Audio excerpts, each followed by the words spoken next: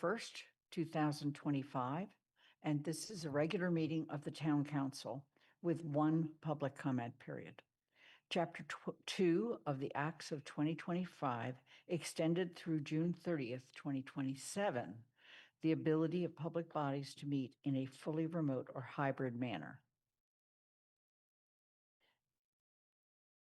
This law allows us to continue holding meetings remotely without a quorum of the council physically present at the meeting location. However, 10 of us are actually in the town room tonight. This meeting is accessible in real time by Zoom, by phone, and is a live broadcast on Amherst Media Channel 9 and live stream. Please be advised that this meeting is being held in person and that the remote access option is provided as a courtesy only. In the event of technology issues with the remote connection, the meeting will continue in person as scheduled, as long as there is a quorum of the council in the room or available by technological means to continue the meeting.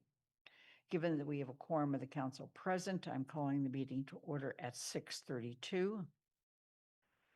I'll call upon each counselor by the name they have indicated they would like to be addressed. At that time, please unmute your mic, say present, and then mute your mic again. Pat DeAngelis. Present. Anna Devlin Gothier. Present. Counselor Ette. Not yet. Okay. Lynn Griesmer is present. Counselor Haneke. Present. Bob Hegner. Present. Counselor Lord is joining us, but later. Pam Rooney. Here. Counselor Ryan. Present. Kathy Shane. Here.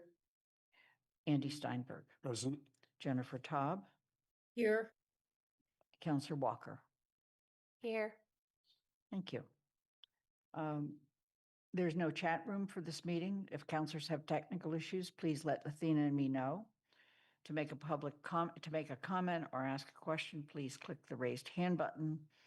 And please make sure that if you are here for public comment, that you sign up with Athena. Later on, I'll be asking the audience if there's anybody who wants to make public comment, but not yet. I'd like to extend a special welcome to Girl Scout Troop 65231. Some of them are in the town room with us, and some of them are on Zoom. This is the second part of a two-part orientation to local government, specifically about the town of Amherst. It's part of their Democracy for Junior badge. And yesterday, this 8-girl troop and their chaperones met with Vice President George Ryan, Angela Mills, who's executive assistant to the town manager, and community participation officers, and myself in this room. We conducted a mock council meeting and toured the building and had snacks. I especially want to thank Angela Mills for her inspiring presentation about the town of Amherst and our government. In terms of announcements, we have 2 more council meetings this term. One is on December 8th and the other is on December 15th. Both are at 6:30. And I want to note that the public hearing on the VFW property has been scheduled for December 8th at 7:00 p.m. We needed to make sure we had sufficient notice for that. There are other committee meetings coming up in the next week or so. And I also want to mention that we do the Merry Maple lighting on this Friday from 3 to 6 p.m. right outside the building and on the town common. There's no hearing tonight, and we're now going to move to general public comment. Anyone wishing to make general public comment who is in the town room, make sure that you've signed up with Athena, who's over here. If you're on Zoom and you would like to make public comment, please raise your hand at this time.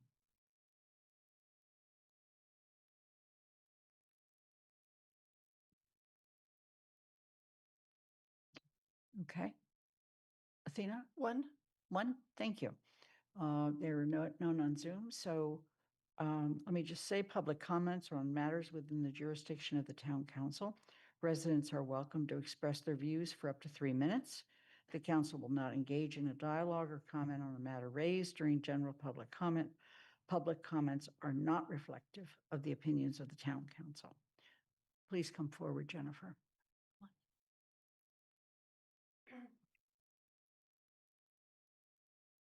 Hi, I'm Jennifer Shao, Chair of the Amherst School Committee. I had requested 10 minutes on your agenda tonight to deliver the school committee's annual report, as I am aware past chairs have done. However, I was told there isn't enough room in your agenda tonight, so you get to listen to me for 3 minutes instead as a public comment. I want to start by acknowledging the significant progress our district has made this year. Amherst is one of only a small number of districts statewide that has returned to pre-COVID MCAS scores in both English language arts and mathematics. While we still have learning gaps, our students and educators have achieved demonstrable academic recovery. This success reflects targeted instructional support, strong family engagement, and the sustained commitment of our educators. It's a major accomplishment and one that deserves recognition. At the same time, it's important that our community understands the challenges ahead, particularly as we prepare for major structural transitions. There's a common misconception that opening the new elementary school and closing 2 existing buildings will produce substantial cost savings. Town officials and members of the public may remember being told this by past superintendents, but it's time to let go of that line of thinking. In reality, the district is moving from 3 schools to 2 only in the most superficial sense. Functionally, we are moving from 3 buildings to 3 buildings. Crocker Farm, the new K-5 school, and the 6th grade program relocating to the middle school building. Each school requires full staffing, administration, and student services. Because our operational needs remain the same, and in some cases are increasing, there will not be meaningful financial savings from these building changes. We will still need to support growing numbers of students with disabilities, bolster social emotional learning, and support a diverse population that requires targeted supports. None of these obligations diminish simply because walls and roofs shift. In addition, the district, along with the town, is feeling the pressure created by inflation. Transportation, utilities, health insurance, and essential services are all more expensive. These rising costs are unavoidable and will require continued partnership between the school committee and the town council to navigate in a way that best serves our students and our school community. Finally, the coming years will demand extensive coordination as we open the new school and transition 6th graders to the middle school building. These changes are designed to strengthen long-term educational quality, but the path there will require clarity, communication, and sustained community support. In closing, I want to emphasize that Amherst elementary schools have made real academic progress, and we are positioned for a strong future. But that future depends on realistic expectations, both about what our schools have achieved and what they will need to maintain high-quality, equitable education for all students. Thank you, and thank for your time and for your continued partnership on behalf of Amherst's elementary schools. Thank you, Jennifer. And I want to note that the written report is in your packet, along with the written report from the regional schools, which is not a requirement, and also from the library. I noticed that we have a few people from the trustees here, and also from the Oliver, I want to get it right, from the Oliver Smith Will Lector.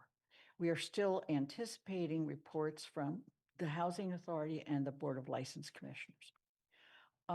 We are going to now, we have no consent agenda and we have no resolutions or proclamations. So we're going to move to the State of the Town address.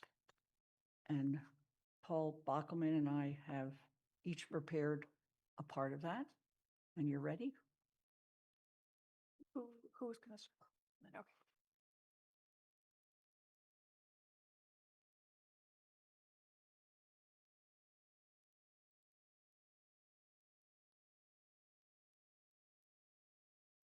This is the 7th annual State of the Town address. Next slide. It's required by the charter that both the town manager and I will make a brief presentation and the slides will be placed in the packet. Next slide. Our 13-member council includes 3 at-large members and 10 district councilors, 2 for each of 5 districts. Next slide. And our council works hard. In the past year, we've held 31 meetings. I think that's a new record, unfortunately. We're members of 4 And there are 4 standing council committees and 2 townwide committees.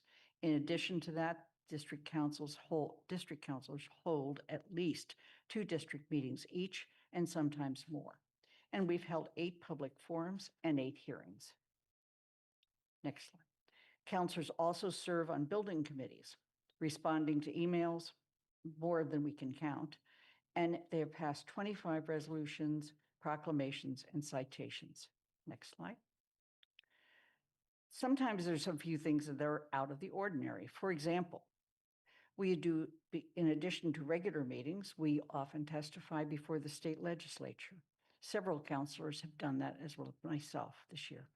We've met with the school committee, and this year we've begun actually discussing budgets in advance of budgets being presented.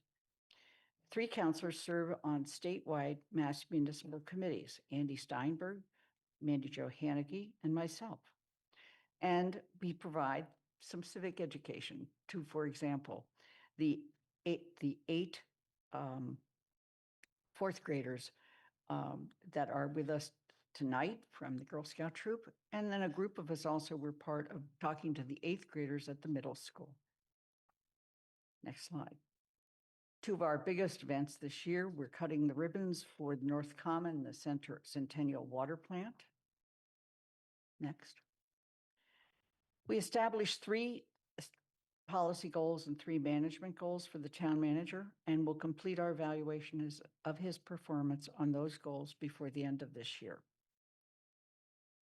We've adopted or are in the process of finishing the adoption of 4 actual bylaw changes, 2 that deal with zoning and the others that deal with accessory dwellings and inclusion and public urination and defecation, quality of life issues.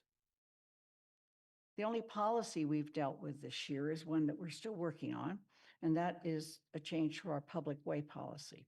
And it's related also to the potential adoption of a Transportation and Parking Commission and the appointment of that committee. We'll be dealing with that at our next meeting next Monday. And we have to ask that the next council that will be sworn in on January 5th to continue work on additional bylaws, regulations, and policy, including waste hauler, solar and battery storage, streetlights, charter revisions, resident oversight board, and human rights bylaw. Our major capital projects are actually in good shape and something we're very proud of. The new elementary school will open this coming fall on the old Fort River site.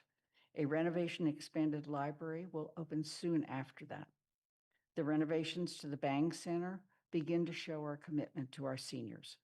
And although we will soon appoint a Department of Public Works building committee, we still have to address our fire and EMS building and staffing needs and our roads and sidewalks.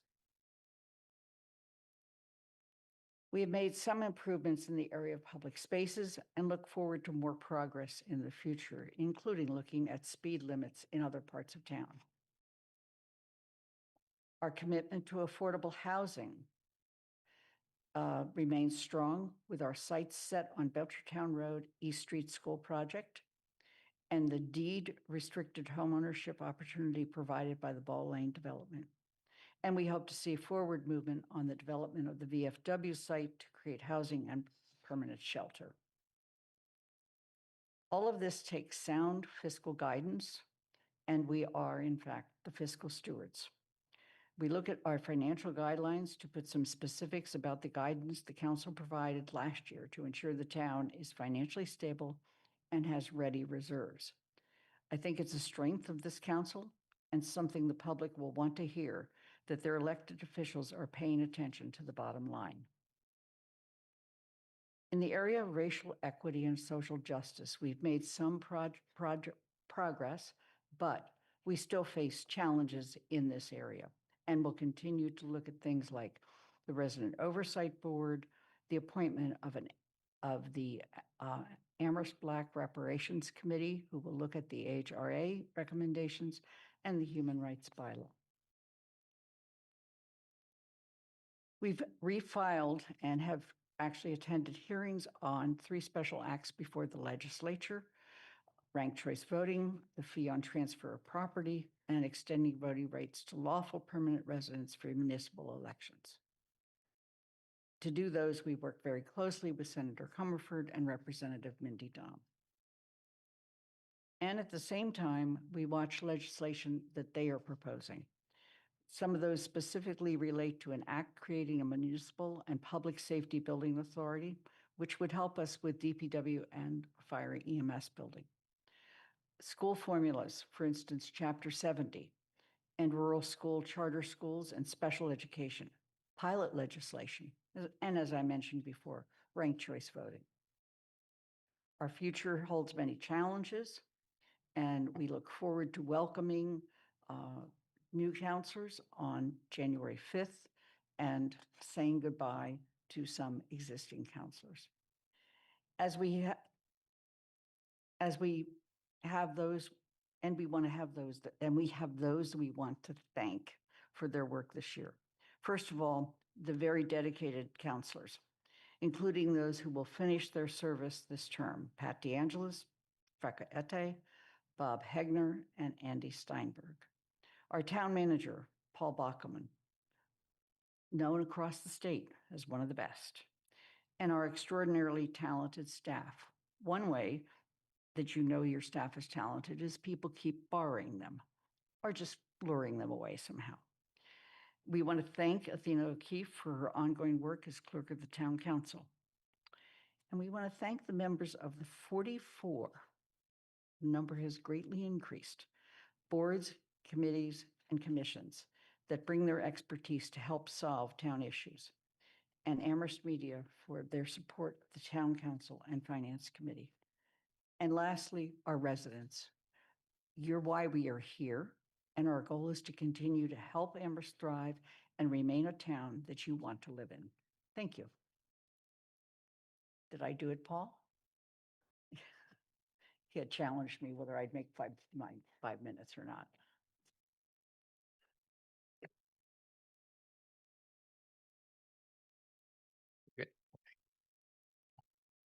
So some of this will be, you'll hear similar themes in my presentation. So this year, as Lynn mentioned, we had a lot of groundbreakings, topping off ceremonies and ribbon cuttings.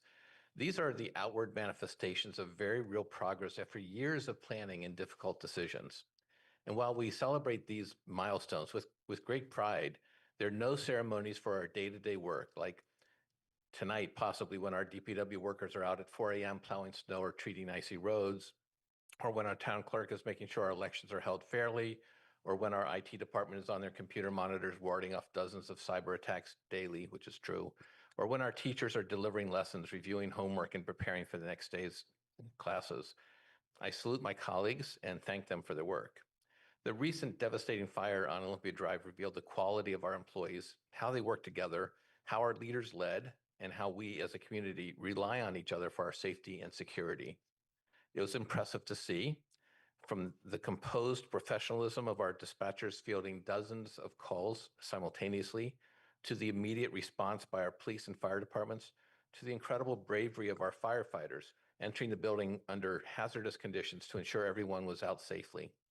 The steady leadership of our fire chief and the assistant chiefs, the communication with our building commissioner and superintendent of public works, making critical decisions with imperfect information, and the ready response by 32 neighboring communities to come to our aid. It was remarkable and exemplified the very best of public service in the spirit of mutual aid. And so tonight I want to express my gratitude. Next slide. But the question tonight is, what is the state of the town? To that question, I have a resounding answer. The state of the town is strong. We're moving forward with purpose and clarity, and we're holding true to our values. Over the years, I have aligned the town's budget and the work with and our work as staff with the goals adopted by the town council. I'm pleased to report that we have accomplished or made significant progress on every one of the town council's major goals as detailed in my self-assessment. Next. So these are the buildings we want to talk about. Our new net zero energy school is under construction and on schedule, despite the need to overcome a bid protest that created significant delays in getting started. We are on budget and on track for the school to be open for the school year beginning in September 2026. Our Jones Library addition and restoration overcame multiple challenges, including the clawback of $1 million by the federal government, but gained final approval, permitting, and funding, and construction is well underway. This project is also on budget and on schedule. The town's $15.8 million investment will produce a building project valued at $46 million. We will soon have a new track and 2 fields available to our student athletes and to the general public at the regional high school. And if you haven't been by, please go by and see how beautiful this facility is. It's not open to the public yet, but we're working hard to get it open. A lesser publicized project is the completion of the town's Centennial Water Treatment Facility. We now have a brand new state-of-the-art facility that delivers clean water to supplement our current reservoirs and wells that protects this water resource for decades to come. And to many, no project has been more transformational than the renovation of the North Common. The results of this bold project have exceeded all expectations. This welcome, fully accessible green space is a magnet for gatherings, ceremonies, protests, and impromptu performances. It gives me such pleasure to see families, young people, everyone enjoying the visitors, enjoying the center of town in the ways that we had not seen previously. And I think we all agreed that last winter was rough on our roads. They were exploding with potholes and we couldn't fill them fast enough. I heard your comments and complaints, and we're determined to do better. Our roads are a high priority and need greater investment, and town residents need better response. We will present a financing plan to the town council early in the new year to address this over multiple years. But this summer, we did see a lot of work done on roads. We paved the main intersection downtown as a complementary piece of the North Common. We also paved South Pleasant Street, College Street, Pomeroy Lane, West Bay Road, Southeast Street, and the North Pleasant Street sidewalk. And we began construction on the Amity Street University Drive roundabout, which we worked with the university and secured a $1.9 million MassWorks grant from the state to make sure this project got started, and this work will extend into the new year. Next. Amherst is one of the first communities to achieve the climate leader designation from the state. And so we have made a lot of progress on our climate action efforts as well. So being a climate leader is the first one, which opens up additional grant opportunities for the town. We implemented this new stretch energy specialized code, which was adopted by the town council in 2024. And the Valley Green Energy Community Choice Aggregation launched in the last year. Residents may choose the electricity supplier for its programs participants. More than 60% of Amherst electricity accounts are signed up for which provide choice for residents who want more renewable energy content in their electricity. Rates are currently locked in until November of 2026. And we installed 2 fast charge EV electric vehicle stations in the North Pleasant Street parking lot, the municipal lot behind CVS. This project was funded with state funding and the town's sustainability capital funds. The facilities department converted its entire fleet to electric vehicles, and the police department expanded its fleet of electric vehicles by adding a full EV vehicle for the parking enforcement division. And the fire department is utilizing anti-idling technology to operate their vehicles without using the main engine when they're parked outside a call. Next slide. The town has never retreated from our commitment to social justice and has never wavered in our support for initiatives to make Amherst a more caring, equitable community. Even in the face of relentless attacks from portions of the federal government. It was just a year ago that I joined the police chief, superintendent of schools, and DEI director, making a clear statement of our intention not to cooperate with ICE in its operations in Amherst. Nevertheless, that threat remains. The town achieved the perfect score of 100 on the Human Rights Campaign 2025 Municipal Equality Index, illustrating the town's support of LGBTQ+ residents and visitors. The town council approved a new charge for the Commission for Persons with Disabilities and is reviewing the creation of a resident oversight board and revisions to the human rights bylaw. The town's DEI department has established clear goals in its strategic plan to ensure that town governance, operations, and community engagement are grounded in fairness, respect, and belonging for all residents. CREST is one of a handful of unarmed response departments that are still operational in the state and the only department that is located in public safety and independent of the police department. We have redoubled our efforts to support young people in Amherst. The DEI, CREST, Recreation, Police, and school departments have been working together to provide added resources. I'm especially proud of the incredible success of Morning Movement and Mentoring Program. that engages students in grades 7 and 9 with preschool activities. Yes, kids are voluntarily coming to school extra early on Saturdays to take part in sports, weightlifting, and walking to and engage with mentors who provide academic support. This fall, 60 students were registered. About one half received IEP or Section 504 support in school. About one half are eligible for free lunch. This program and the Companion Rise weekend program supports students as they attempt to navigate the complex intersection of race, leadership, and community engagement. Next slide. The need for housing of all types is a goal of the Town Council. The Housing Production Plan defines a suite of strategies the town can consider and affirms housing goals the town should aspire to. The goals of the Housing Production Plan are laudable. Create more diverse and inclusive housing types for all residents, especially seniors, families, students, and the workforce. Streamline housing development by reducing regulatory barriers and promote the missing middle housing. And this is, I believe this is on your agenda for tonight. And we also, for actual development, we have actual projects under construction. Is the Amherst Community Homes Project in North Amherst. It's a 40B cluster development building 30 units that are designed for first-time income eligible homeowners who will, with incomes between 80 and 100% of the annual median income. This project has received an investment of $1.5 million in CPA and housing trust funds from the state and $8 million from the state's Commonwealth Builder. And it's really designed for it's a program to help homeowners gain equity. We expect to open the units in February of 2027. So as you think about affordable housing, you have things under construction, things that are in the pipeline. So in the pipeline, we have developing a dual site project comprising 78 units, 31 units at the former East Street School, which is right across from the Fort River School, and 47 units at 70 Belchertown Road. Of these 78 units, 68 will be permanently affordable. And the Wayfinders aims to complete this project by 2028. Also in development is a permanent year-round shelter with transitional housing and supportive services at the former VFW site at 457 Main Street. The next step for this project will be before the council next week when you're asked to authorize me to seek development partners.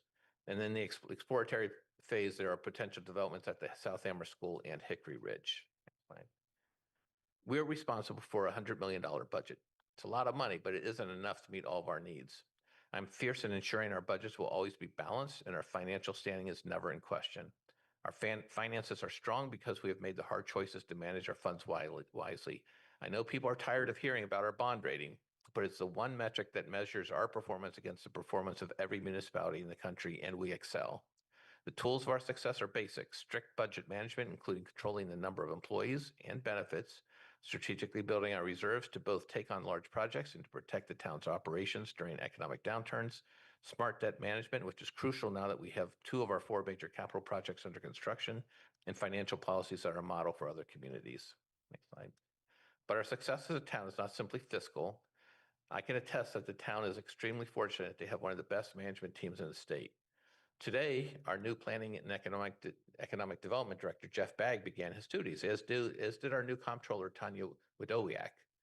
They joined Finance Director Sean Mangano, Fire Chief Lindsay Stromgren, Town Clerk Amber Martin, and Director of Senior Services Lisa Borchetta as new leaders this year.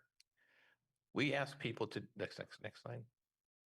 We ask people to do difficult jobs in the public eye, easily criticized by those who don't understand the challenge of getting things right.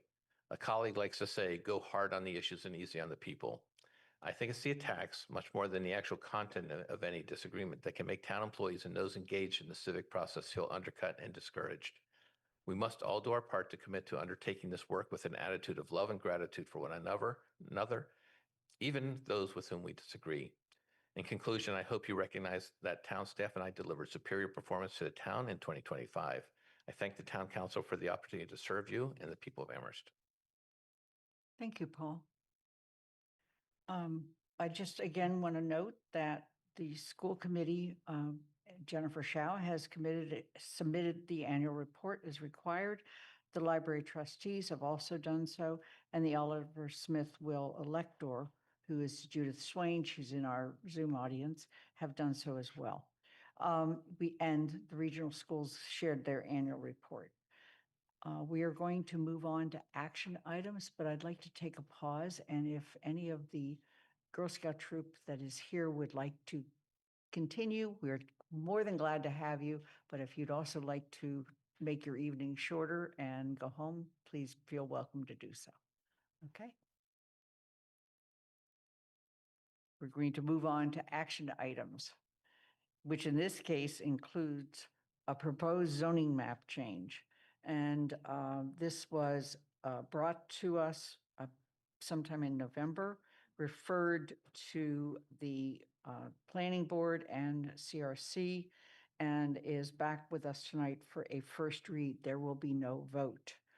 We'll start with Rob Mora, who is the building inspector, and Nate Malloy, I think may also be with you, but I know Rob is. And Rob, before we forget, we want to thank you for your service to the town as the interim planning director.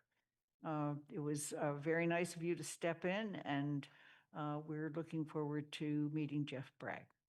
Great, thank you. Thank you for that. Rob Moore, Building Commissioner. Athena does have a very brief introduction to this zoning article. If you want to go ahead and bring that up.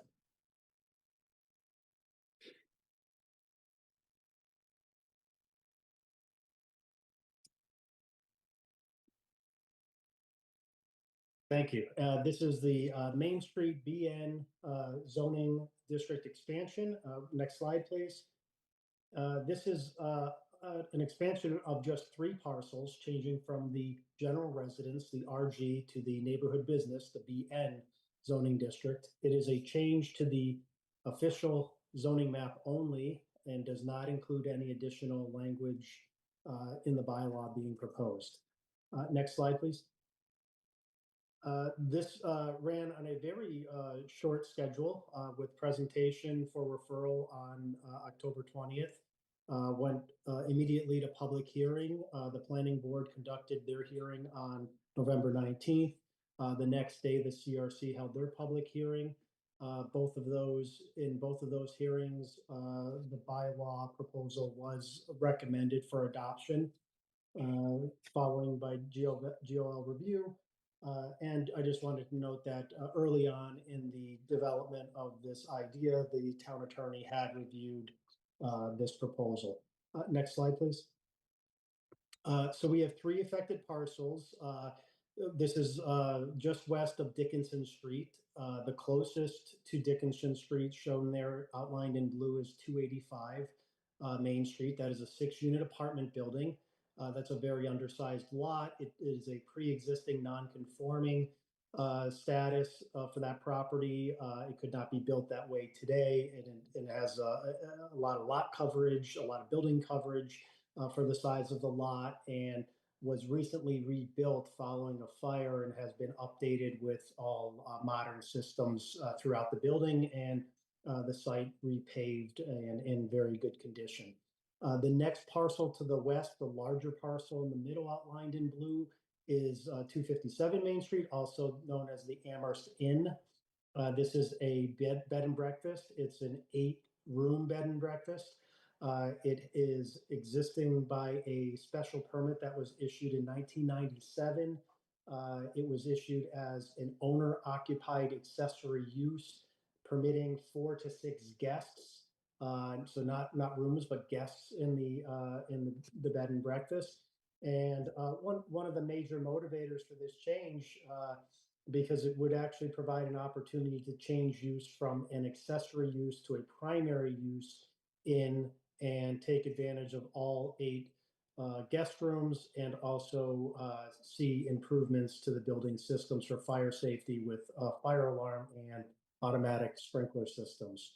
The last parcel included in this proposal to the west is outlined in blue. It's number 229 Main Street. It's an existing owner-occupied 2-family dwelling. It predates zoning, does not have any special permits connected to it. And none of these parcels actually are, or owners are actually interested in making any physical changes to the property. And all of them are located in the local historic district and subject to review by the commission for any exterior changes. Next slide, please. This is what the zoning map would look like if it were to be adopted. That one parcel of BN that's currently located on the corner of Dickinson and Main, 319 to 321 Main Street. It is a building that houses 3 or 4 commercial businesses, office and personal services. And this proposal, if adopted, would extend that BN to the west to include those 3 parcels just described. And that's it. Next slide. I'd be happy to answer any questions. Are there any questions of Rob at this time from the council?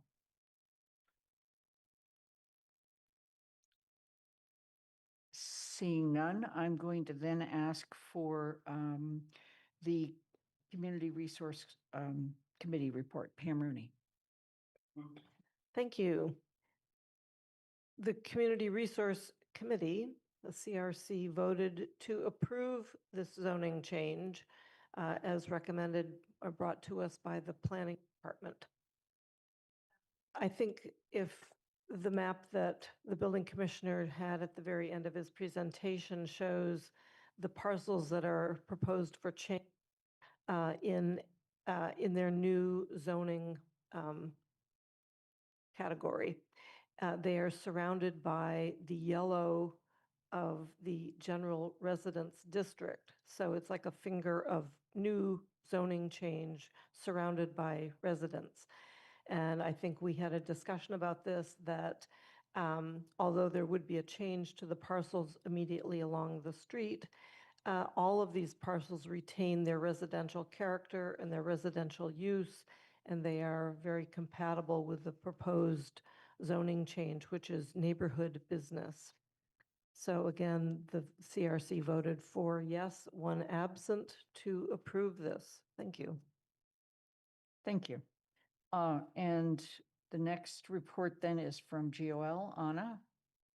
GOL was fascinated by looking at a picture and determining that clear, consistent, and actionable. However, we did do that after looking at the map. We thought that the map was very clear and that this was consistent and actionable. Thank you. It was just an interesting, we were like not used to looking at, grammar and Right. all of that. And this was a pretty picture. Let me ask if there's any questions from the council or anything that you feel needs to be further discussed or resolved prior to this coming to you for a vote next week on the 8th.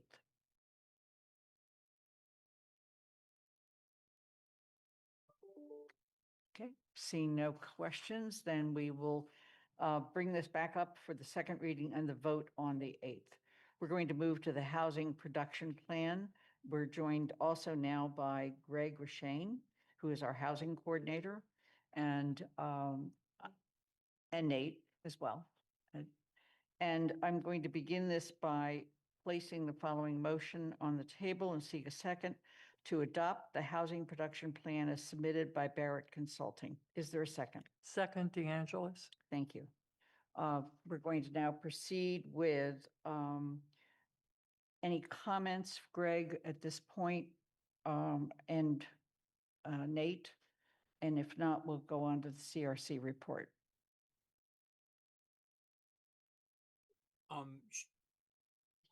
Sorry, Councilmember Gressmeyer, were you hoping for some staff input? No, anything at all that you need to add at this point?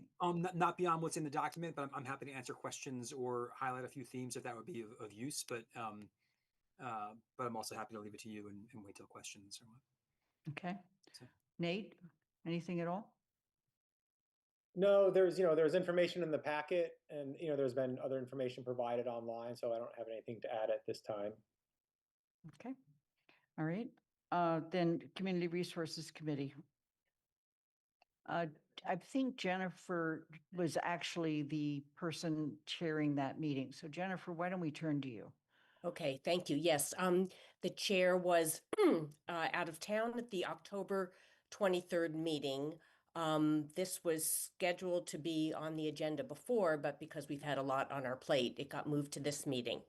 So in the packet for this evening, again, is the report of the October 23rd Community Resources Committee.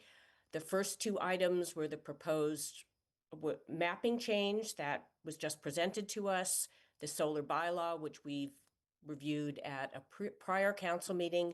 So I think what I'll do is just, if I could, read the couple of paragraphs that I wrote up from the report, because that will give you the best sort of summary of the discussion. We had a long discussion at the CRC meeting, but I tried to sum it up fairly succinctly. So we were joined by planners Nate Malloy and Greg Rushane in discussing the housing production plan.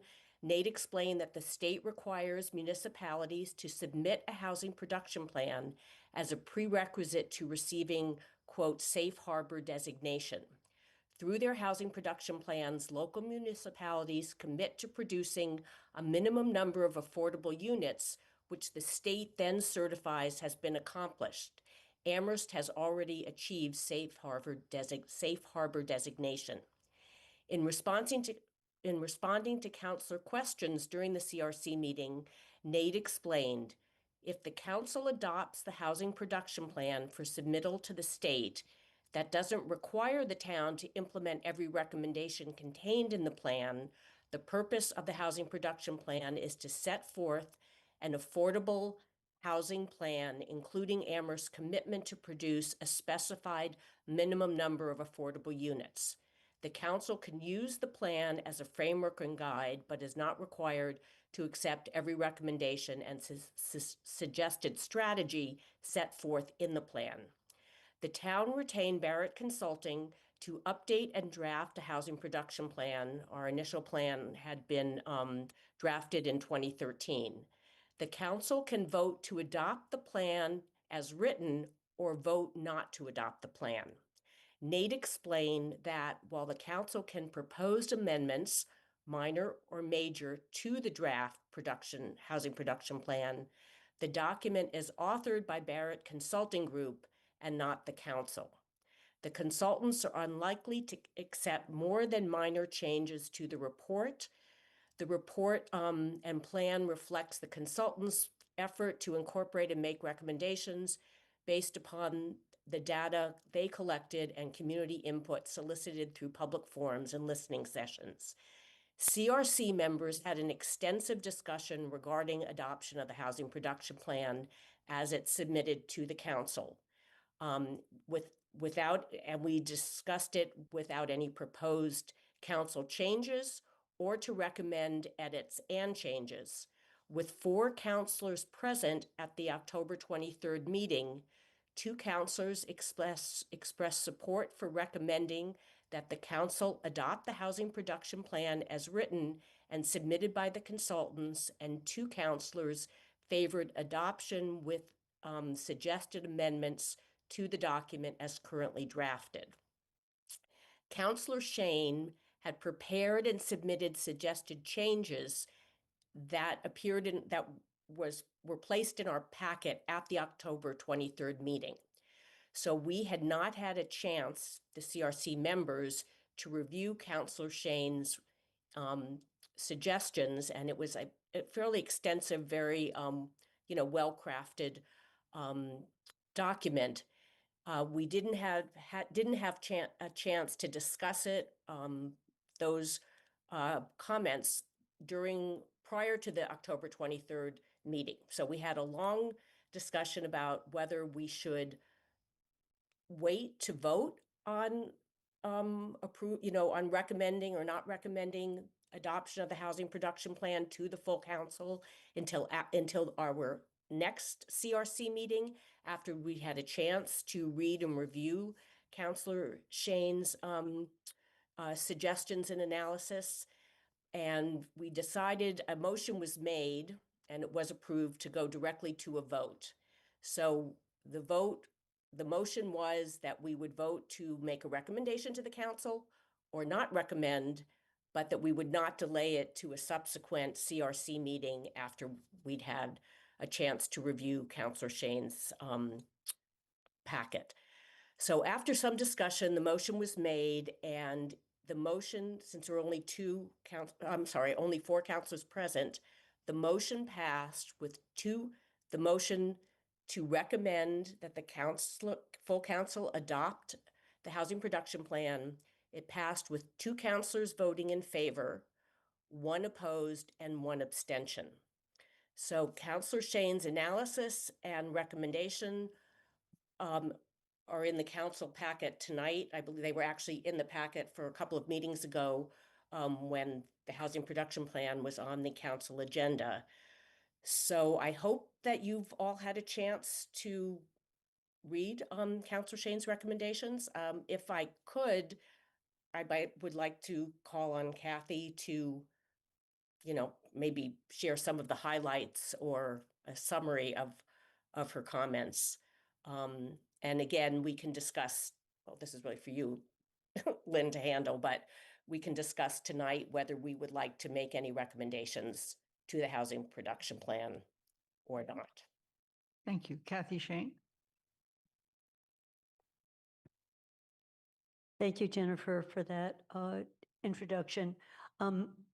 Those of you who have looked at my comments realize that it goes on for pages, so I'm going to try to just do a really brief summary highlighting some of the areas that I think deserve consideration for change. What Jennifer didn't mention is that we understood the consultants had finished and that they're not likely to make changes, and it's their report. So I do think this would be a report that the council is sending to the state. So it is also our report. So it's worth considering whether we want some changes and some to the report. I want to start by saying the data section of this report, I think, is excellent. It's a wealth of information and it'll serve us well. Hopefully, it will continue to be updated. I just want to focus on what I think happens in the executive summary that misses some of what was in the body of the report and changes the tone. So starting with tone and context, a casual reader of just the executive summary might conclude that Amherst has done little to grow or diversify our housing stock. It's quite slanted compared to what you find in the data section. In fact, I think if we removed the paragraph, copied the paragraph in 2 places that occurs on page 6 of the main report and had it be the start of the executive summary, it would change the tone considerably. And I'll just read that paragraph. This is in the report, but it happens after the executive summary. Amherst has emerged as a model for progressive housing policy in the region. The town has actively worked to diversify its housing stock, increase affordability through zoning reform, building capacity, and targeted development initiatives. The town has also embraced partnerships with regional planning bodies, academic institutions, and nonprofit developers to create affordable housing, particularly for low and moderate income households. That is a paragraph in the report that I wish the report would start with in the executive summary. I think there's an overemphasis on students, is my second, that could be softened, including note that UMass itself can invest in public-private partnerships on their campus. This is dismissed as not practical, even though we know that one has happened and they could do more. Third, on affordability, Amherst is not alone in facing high and rising housing costs. New construction is expensive due to the cost of supplies and also our building codes. The report notes this dynamic in the body of the report, but the executive summary doesn't highlight this finding. In fact, the report seems to assume that somehow if we would increase supply, we would get more affordable rents and homes. The history of infill and low and taller buildings in New York City and other urban areas, which have in fact intensified, provide vivid examples that housing market density alone does not improve affordability. There are good parts of the report that talk about what the affordability will require subsidies. And probably reducing the number of cost burden will require subsidies. The authors don't make this as clear in the executive summary as I wish they would. Amherst municipal resources are limited. The data section notes that we're using CPAC. We've already done the maximum on the surcharge of our income tax. A lot goes for housing. The summary does not provide this information nor note that more financial incentives are going to be unlikely given the town is already living with stressed budget. Fourth, there is little discussion, little to none discussion of infrastructure. When you build housing, you need infrastructure to support denser housing, roads, sidewalks, water, sewer, ambulance, and fire. We just saw with the fire what happens with a very tall building, the amount of water supply, the pumping ability. We need to be thinking of infrastructure when we talk about housing. It's not just you build it and you don't have any other investments. There's a conclusion that somehow we've been falling behind on what's called the missing middle. These are smaller than very large buildings, multi-units. It doesn't note that a major finding in the report is that Amherst has a much higher share of small multi-unit dwellings than the surrounding area. We are a leader. There is a diagram that the authors provide of all the types that would be considered missing middle. Then they don't count our townhouses and our condominiums when they're doing their counts. I'm not sure why. They said they're just going to do a subset.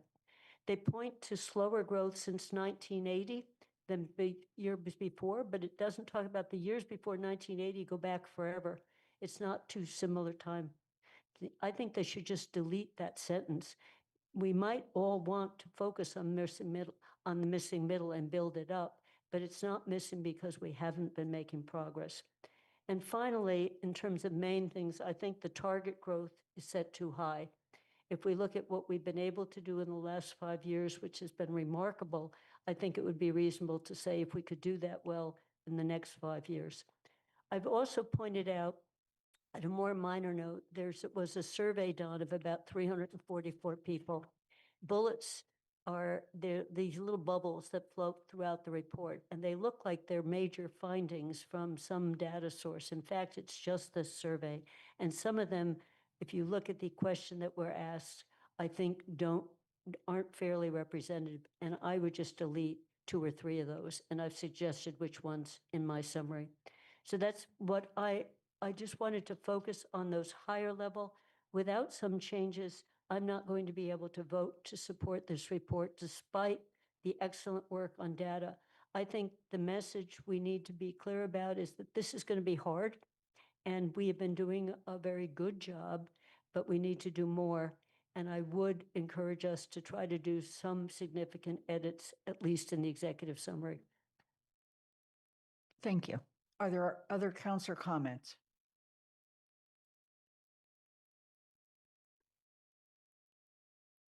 Pat DeAngelis.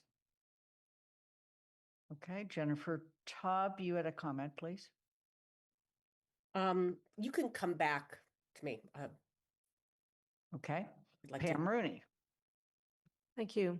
I obviously missed that particular CRC meeting on this topic, but the points that Councillor Shane just made are very much in the same vein that the comments that I sent to the planning department back in May. I think if I could stop and make a motion to include those following changes, or we could agree to essentially write a memo to the planning department to accompany this plan to Boston. That I think we need to acknowledge that the report, although really great in some instances, does make these draw these conclusions that aren't exactly accurate. Bob Hegner. Yeah, I have a comment and a question. The comment is, I worked for a consulting firm for many, many years, over 30 years, and the attitude of our company was that a product was owned by the client, not by us. So I don't understand why we don't own this. We paid for it. It's our report. The question I have is, we need to, in order to have this plan, we need to commit to developing a certain number of affordable housing units. When does this clock start on that? In other words, do we start from the day we supplied the report? Does it start 20 years ago? Does it start 10 years ago? When does this clock start on that? Okay. I'm going to save some questions and we'll come back to Nate and Greg. But meantime, Counselor Haneke.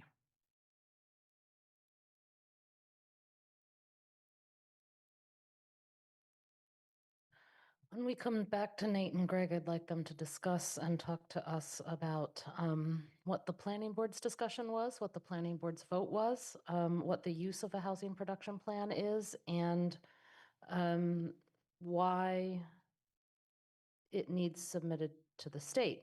The planning board has to adopt this too. Any changes we make need to go back to the planning board. If we don't submit something to the state, my understanding is we might not be eligible for state funding. There is a disagreement in CRC, which is coming up here at the council as to basically what type of housing we need to build and how dire our housing situation is and how to solve that housing situation. And that is what is showing in the comments that were made in the report and the vote at CRC to recommend this. It is clear the council has a very big disagreement on how we address our housing crisis. But we need to admit that we have a housing crisis and that everything in this report will never be agreed upon by everyone on this council. We hired experts to tell us and recommend to us what we need to do. Not everything in there is something I want to do. Not everything in there is something that someone else on CRC wants to do. We have to then talk about what we want to do, but we cannot deny the fact that this report says we have a severe affordability crisis in this town. Making changes because you disagree with how the consultant summarized all of that information and you'd like to see it said one way or another is really just a disagreement about what our housing crisis is. There are things I'd like to see in there, but in the end, the consultant summarized our problems in town pretty well. And I think we need to just adopt this plan as is and move on instead of fighting over the language in this plan, move on to discussing how to actually implement the strategies and choosing which strategies we should as a council be working towards implementing. Because discussing and fighting and bickering over the specific language in this housing production plan does not move us to getting more housing created. It just delays our ability to actually address the issue. I'm going to pause and actually ask if we could go back, Nate and Greg, to report from the planning board.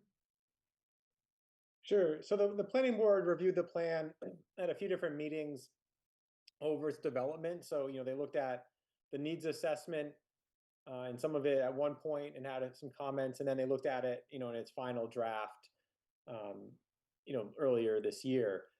They focused on what they thought were strategies more relevant to the board themselves. So they didn't look at, they thought some of the ideas related to land use and certain housing production goals. They focus on that. So there's, about a dozen strategies and objectives there. They didn't look at all of it, right? I think they understood that, the plan puts a lot in there and the town's not obligated to implement every strategy and objective in the plan. And so, they had questions as well about, what's the need for this plan? What's the framework if we're already at safe harbor?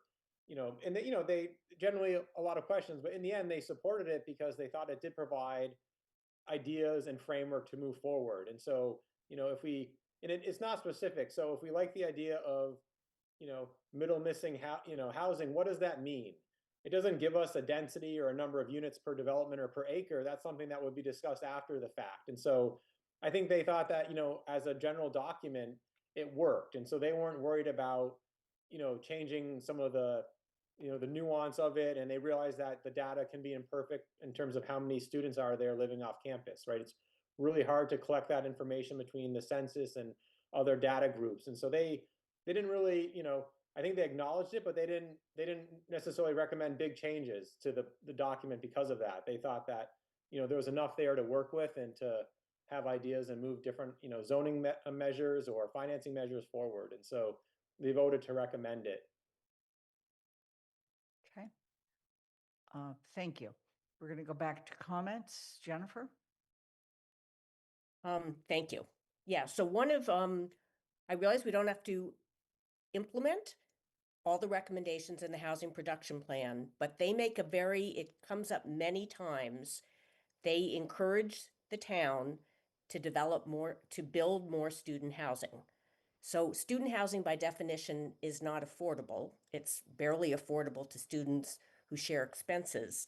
So I don't understand why that is articulated so many times in the report. One request I would have is where it says that they recommend that the town they urge us to build more student housing, we could add the 3 words, including on campus. At least it would put that idea out there. And it's not just about a matter of building more missing middle housing to the extent that that's housing with 2 to 4 to 6 to 8 units, because as Kathy has said, we have built a lot of that size housing at that scale, but unless it's public money, unless it's built to be affordable housing, that housing is always priced for students. So that's also, we can say, we need to build more, quote, missing middle housing, but that doesn't mean it's going to be affordable to families, our workforce, to seniors. I always think of this sunset fearing townhouses, which fit that missing middle definition. It is priced for students, and that's who is living there.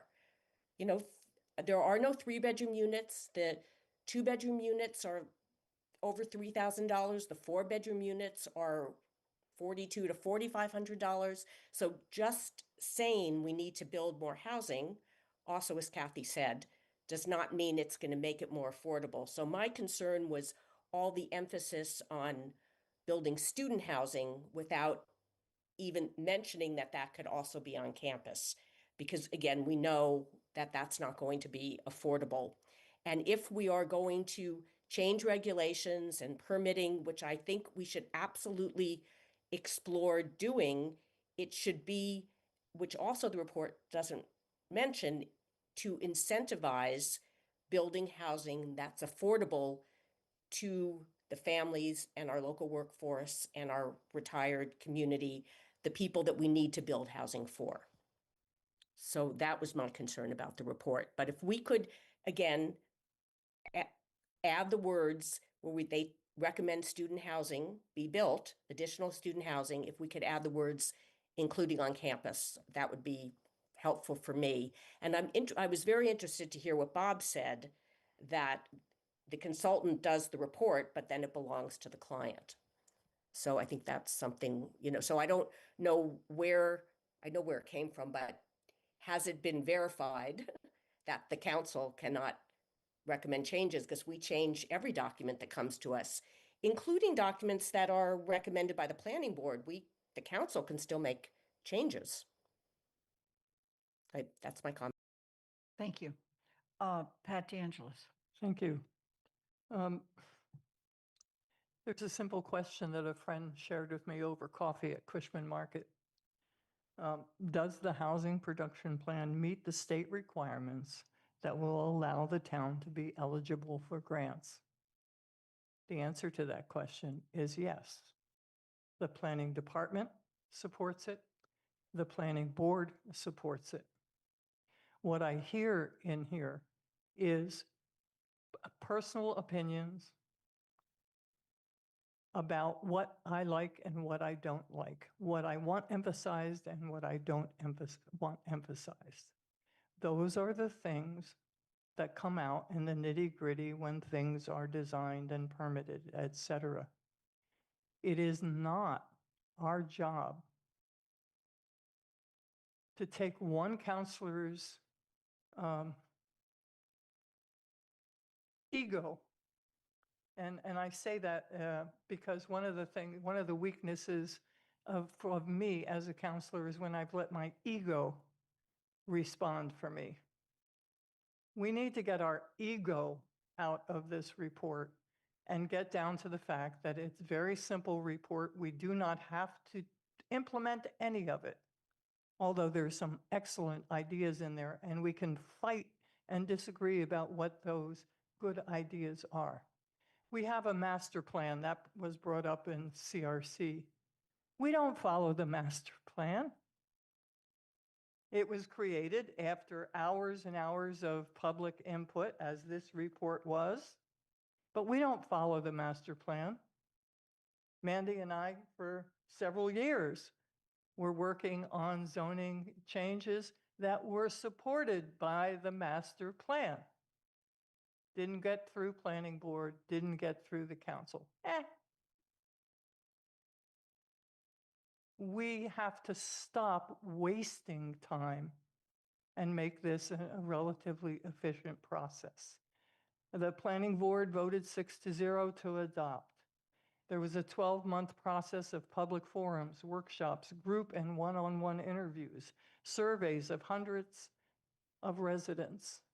And now a couple of counselors want to change what's emphasized because they don't like it. That's a waste of our time, and our time is precious. Counselor Ryan. So these disagreements, and we've heard them before and we'll hear them again, about what direction we should go in, what strategies we should adopt, what the problems are, how they can be solved, are going to continue, and that's a healthy thing. They're not going to be resolved by a housing production plan.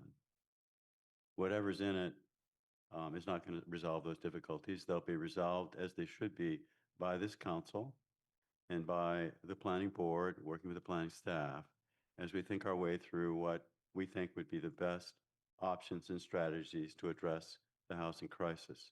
I do assume that everyone in this room believes there is a housing crisis, believes there is an affordability crisis. Where we disagree is about what would be the best strategies. What Barrett Group has presented us is with a menu of options. And it's like any menu. You look at it and you pick out the items that you think make the most sense. But the assumption is that you're not going to eat everything on the menu. If you go back to the 2015 plan, which I'm sure none of you have read any recently, it too had all kinds of things in it. How many of those were actually accomplished? Very few. It's aspirational, and there are things in it that some of you say, I don't aspire to that. There are things in it that some of us, we say we do aspire to, but the production plan itself is not going to resolve that. We could spend hours trying to edit this document. Even CRC apparently didn't have the stomach to try and do it. And now they're throwing it to us and saying, well, why don't you edit it? Why don't you take out this sentence? Why don't you move that? Why don't you do this? That it's just, we don't have the time for that, and it's not going to produce what you want anyway. What we will have to do in time is look at these options and these strategies and make a decision for ourselves about what we think is best. And that won't be easy, but it'll be done by us and by the planning board, working with staff, not by Barrett Group and not by a production plan. This plan will allow us to move forward. It will allow us access to badly needed funds, but it will not make decisions. It will not decide strategies. That's something that this body will do.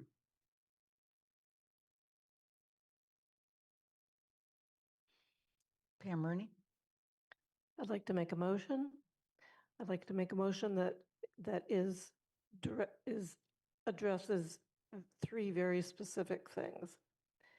And then I'll speak to it if I could make the motion. I move that we add the phrase including on campus as suggested by Councillor Taub,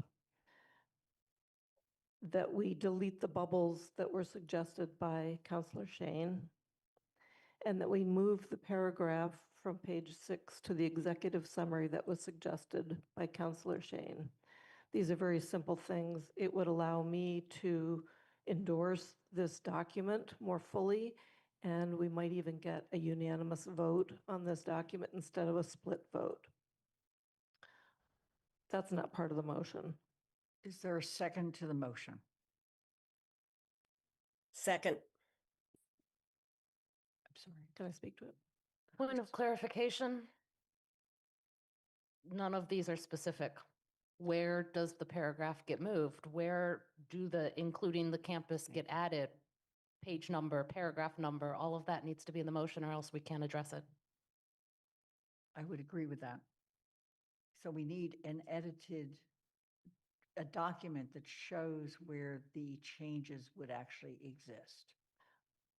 Then that would have to probably come back next week to the council So then in that case, you would want to. so that I can be specific, because I haven't seen Kathy Shane's text, but it makes a lot of sense. Um, I don't want to take up council time doing the editing as we sit here. Unless there is a specific edited document, I don't see how the council can deal with a motion.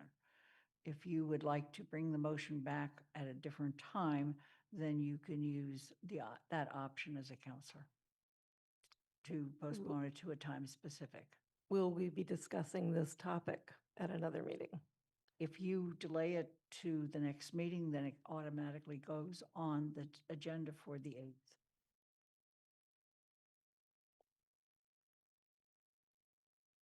So do I just drop this motion and move this to a second meeting? It's Athena, please. My suggestion would be that you rule the motion out of order since it's not detailed enough to be a viable motion.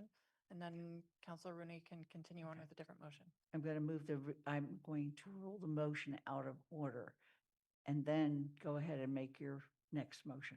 Okay, I move that we table this discussion and this topic until December 8th. And I'm not going to give a specific time. Okay. Is there a second to the motion to table this till December 8th? I second. Okay. Can I ask a point of clarification, if you may?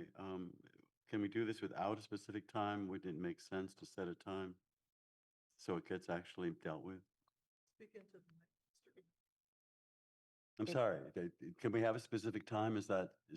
We can have a specific time. If we move it to that agenda, it usually is taken up as the first item That for is what under I, actions. right, okay. Okay. So the motion's been made and seconded to postpone this discussion to December 8th. Is there any discussion on the motion? Point of order, Madam President, I'm Yes. sorry. Why are we voting on this? Why isn't it just a motion to postpone to a date certain? Councilor Oh, Rooney, it is a motion to postpone to a date certain. It is the motion to postpone. So that's not debatable, correct? It's not votable No. either. It's just, it is votable?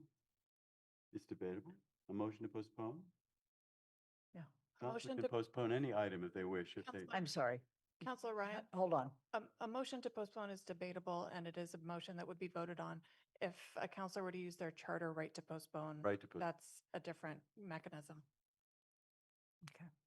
So the motion is to postpone to December 8th. That is not using the charter right to postpone, okay? So I'm actually going to lower my hand since the debate at this point is on the motion to postpone. Pam Rooney, did you want to speak to your motion? I think I should take the other option, which is to use my executive right to postpone it to the next meeting. So are you withdrawing your first motion? Yeah. Don't Doesn't it void null that. and void it because Right. she made her? Yeah. Okay. I guess the question is, would it? Because there is literally a motion to postpone on the table that Right. if she uses her right to postpone, she's writing to postpone that motion on the table, which is the motion to postpone. Because it wasn't caught on All camera, right. rolling my eyes. Athena, You're withdrawing your motion to postpone and you're instead invoking your charter right to postpone. Is that correct? So moved. okay. Okay. That motion is not debatable. Okay. And ends the discussion for this evening. Okay?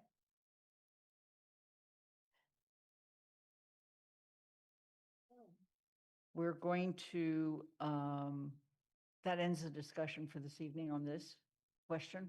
I had a question that wasn't answered, which is when does the clock start ticking on when we have to develop? I will More- ask that the response to that question come back for our next meeting. Okay? No, we don't want to discuss. Pam, if you have your hand up, you should take your hand down. Okay? We are, let's see, we're going to go ahead. Okay. The next item on the agenda is the town manager evaluation. In your packet since Wednesday is a draft of the content. Today, I was able to obtain the numbers that allowed me to fill in things like background and method. None of the stuff that I filled in today is kind of debatable, if you will. It's just the background that had to be put in. So the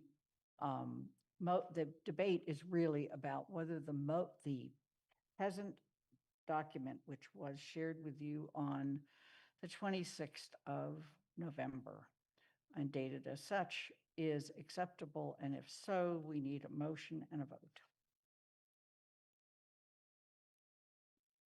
And the motion is to adopt the 2025 Town Manager Performance Evaluation as presented in the evaluation memo dated November 26, 2025. Is there a second?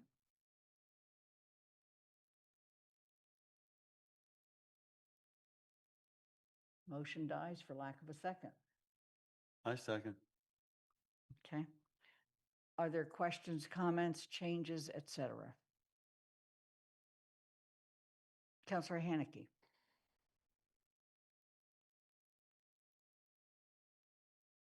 I guess I don't know what to do. I was quite disappointed to see this draft because I don't think it really addressed some of the concerns that we had talked about last week, was it? 2 weeks ago? I don't even know when it was. 2 weeks and- ago. You know, so in reading this, there seem to be sentences that aren't complete. You know, in that sense, it's not even like, to me, a document that is complete. We got a draft before, you know, in the packet that didn't even have sections that I know you just addressed. Yeah. And expected us to read that wasn't even full, and then we get midday today, that draft. But, you know, things like in the summary evaluation statement only talks about strengths and areas for improvements, and the only area for improvement in the summary that's listed is communication. When there were others in the document that could have been summarized that weren't listed there. The analysis, while slightly modified, is still not actually accurate, particularly with section A regarding the unfinished or not started section, because it's missing two things. Particularly providing training regarding racial equity was really put in as an unfinished, yet it's still listed as met or partially met. So I don't even know, to propose motions to amend would take forever. Right. You know, with this motion on the table, there are sections of the big paragraph that was edited to other action items received a mix of ratings, with town councilors stating that the town manager met or expected progress was made, or partially met or partial progress was made in the following 2025 goal sub-goal areas, without even recognizing that in many of those areas, councilors also rated him as unfinished. Particularly in, I count 1, 2, 3, 4, 5, 6 sections that really had equal unfinished ratings as met or expected ratings, yet that's ignored. And that's something we talked about last week. So as the motion stands, I can't vote for it, yet I don't want to sit here amending it further because there's too many amendments that I would need to be able to vote for it. So one option is that, Sorry, one other, and the appendices aren't even referenced properly in this, like they are just referenced wrong. They're just labeled wrong compared to what the document says they are. You know, it's just even basic stuff like that. then I would suggest that we take this and people use another round of opportunity to send me edits. Okay? I will bring it back on the 8th if I receive them by Wednesday. Okay? So are you using your charter right to postpone? There's literally a motion on the floor. I'm using my charter right to postpone. Before other people have a chance to come. Sure, why not?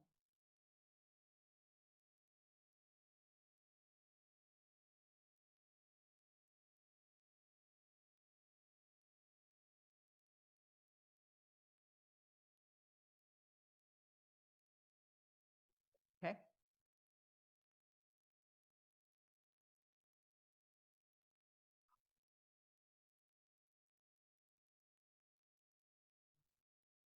Sorry, that was postponed to the 8th? Yes. Okay. All right, we're going to take a 10-minute break. And when we come back, we'll start the discussion on the town manager goals with Anna Devlin Gothier. And also, there was a mention of a form, and that has been since sent to you, but it's not in the packet. Huh? Yeah. Okay. We will reconvene at 8:02.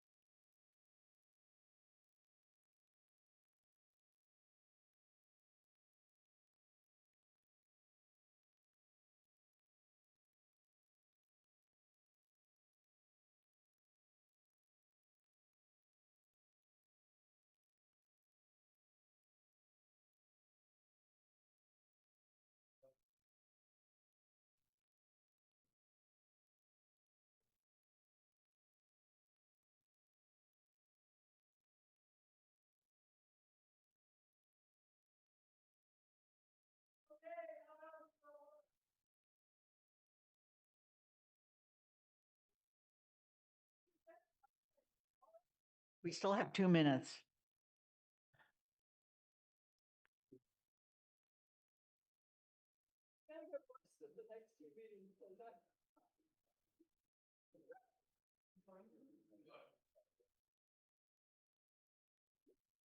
As you return, please turn your video back on. Thank you.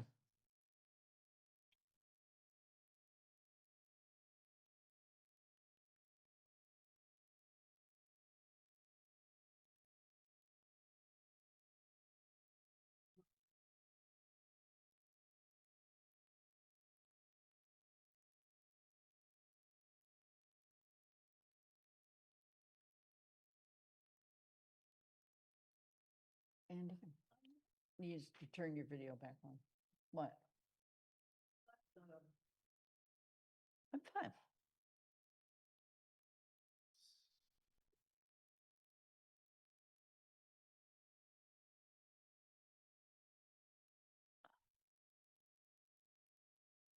Okay, we're going to continue. We're moving on to town manager goals.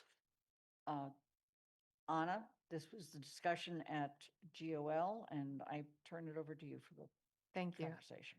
I was gonna make a joke about postponing, but I'm not even gonna make the joke. Okay. So when the meeting started, I sent an email to counselors that included the full list of action items that were proposed by town counselors and which GOL had discussed and consolidated those that were very, very similar. For a reference point, we came in at 60 action items. That's too many. I'm just going to say it right off the bat. That's too many. So what I sent out is a form that is going to be the process by which we try to figure out what the priority areas are within each goal area. I wanted to explain how this form worked because I think it's a little confusing, and every time I tried to type it out, I wasn't sure it made sense. Counselor Haneke, you have your hand up. Mandy. Okay. All right. All right. So I know, but now I'm anticipating you having issues. All right. So here's how it works. Each goal area is a different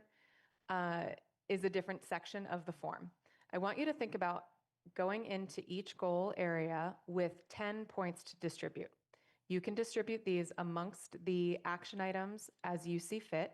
So for example, in administration and leadership, if I cared so deeply and more than anything else in administration and leadership about developing a formal onboarding process, I'm going to give all 10 of my points to number 2, and then I'm going to give 0 to the rest of them because I only have 10 points to give. If I cared, a little bit about 3 of them or 4 of them, I'm going to distribute my 10 points in that way. So I might do 2, 2, 3, and 3. That's 10. So you are going to go through for each of the goal areas. So you've got administration and leadership, climate action, community health, safety and social justice, housing and economic development, infrastructure management, maintenance and land stewardship, and town-gown partnerships and strategic relationships. Each of those goal areas, you get 10 points to prioritize within. I'm asking for a really quick turnaround on this, and I know that. So I'm asking that you are able to complete this by 6 p.m. tomorrow so that GOL can discuss and look at which areas are coming out as priority at our meeting at 6:30. I did say tomorrow. Yep, 6 p.m. tomorrow. Our meeting's on Wednesday. You can have until Wednesday at 6 p.m. But I'm going to say tomorrow, and then I'm going to remind you again. Okay. Thank you for reminding me that our meeting is Wednesday. So yeah, Wednesday at 6 p.m. What even is this week? I'd love to hear any questions that folks have, but at this point, just so people know why I chose this particular method of prioritization. When we go through and just rank order, everybody rank orders something different and they all get moved forward. If people pick a top 3, everybody picks a different top 3, they all move forward. While this method feels a little bit brutal, it should shake out the high priority areas, and it allows people to emphasize this is my number 1 fully versus I care about these 2 equally versus I care about these 3, right? So it is forcing a decision, and I know that's uncomfortable, and I appreciate everyone navigating that discomfort, but this system should allow us to understand our priorities a little bit clearer than just a 1, 2, 3 ranking. All right, and I'm happy to take any questions that folks have. Okay. Counselor Haneke. just a few.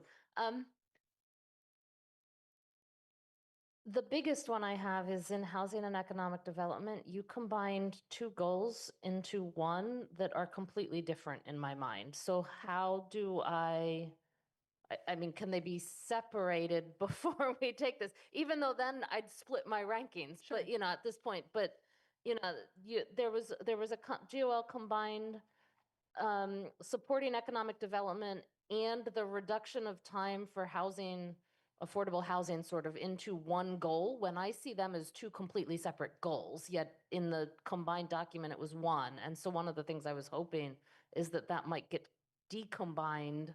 And I don't know with this, if it could be decombined before anyone takes the survey, because I don't think they're the same. Yeah, so I'm happy to untangle the two of them. Just for the reference of the council, the three that we sort of combined into one. The first one read, proposed revisions to zoning bylaws and regulations that shorten the time and lower the costs of permitting new housing construction that will be designed and priced for members of the local workforce, families, and seniors. The second read, proposed revision to the zoning bylaws that would reduce the cost of developing, permitting, and building housing on parcels in Amherst to increase missing middle housing development potential. And the third read, proposed revisions to zoning bylaws to increase and support economic development throughout the town. I don't mind splitting those out. I think if that clarifies, if GOL misunderstood, I'm happy to split those out, and folks can choose. The request is to split out the economic development one from the other two. The combining of the other two is fine, but economic development, I think, should be split out. And then I guess the other question with this is, sometimes there were the same goal listed under 2 or 3 different policy areas. I think I saw master plan in a couple of policy areas. I think I saw the shelter maybe in a couple of policy areas. I'm not. So master plan was definitely in both infrastructure management and maintenance and housing and economic development. And there seemed to be a couple of some in infrastructure that were very similar and not combined. So how is that going to work on this survey if they're that similar or near identical?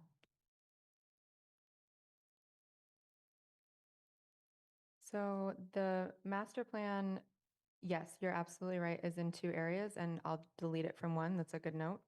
And again, thank you. GOL has had one meeting to do this, so I appreciate you finding these. I will remove master plan from likely from housing and economic development and keep it in infrastructure. It was in housing before, so it's in housing probably stay before. in Okay. housing, yeah. Thank you.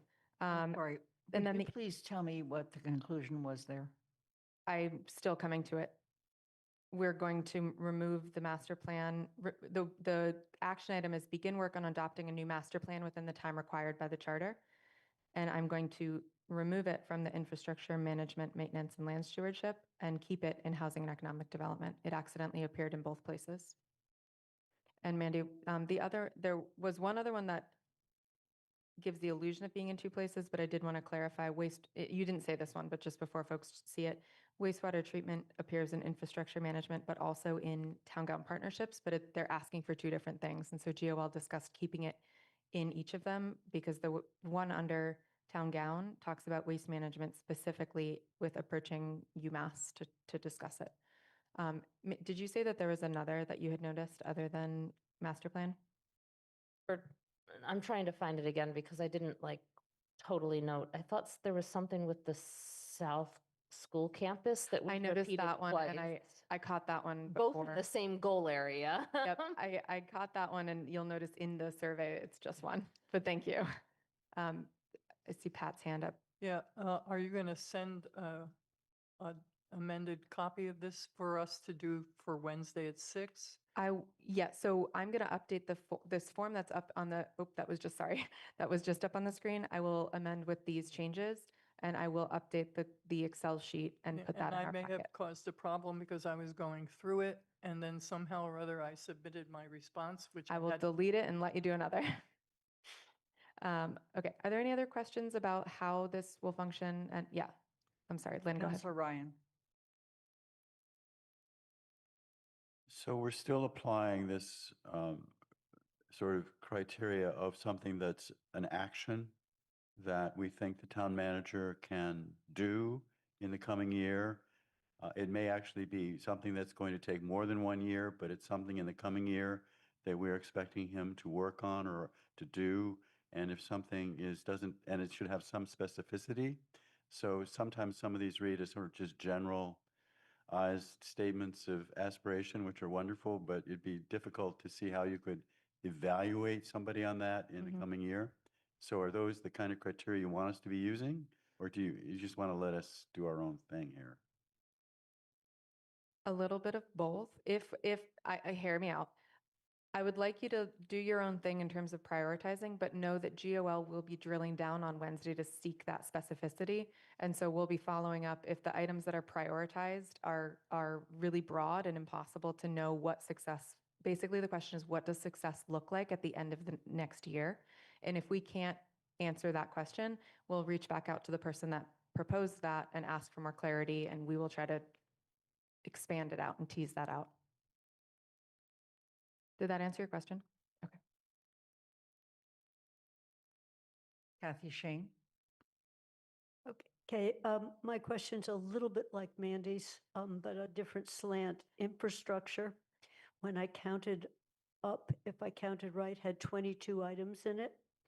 And I thought several of them look like housing and/or economic development. So when I'm using your rating system, I may want some of those to be important, but they're in the wrong category as far as, so what do I do with that? You would tell me right now that you think which ones you think are in the wrong category, and I think we as a council can move them to the other category if you feel that if that seems to be the Okay, general. I'll give you some examples, and then you can tell me why you have them where they do. So, starting to think about the Wildwood property or moving faster on the Southeast School, or so coming up with a plan on Hickory Ridge. To me, they all are potentially housing projects, and they're sitting under infrastructure.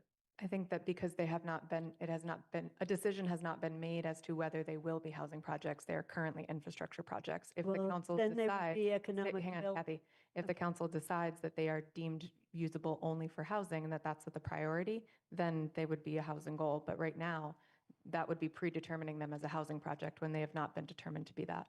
Okay, but so then I think of them, okay, so making sure we have adequate roads, I think as part of economic development. So I like the infrastructure. roads are There's nothing wrong with them. I just think that there's 22 of them. I understand And that, but there's we can't three. shoehorn out. People submitted these action items. We're not going to shoehorn them into another goal area. Roads are infrastructure. We're not going to put roads under economic development.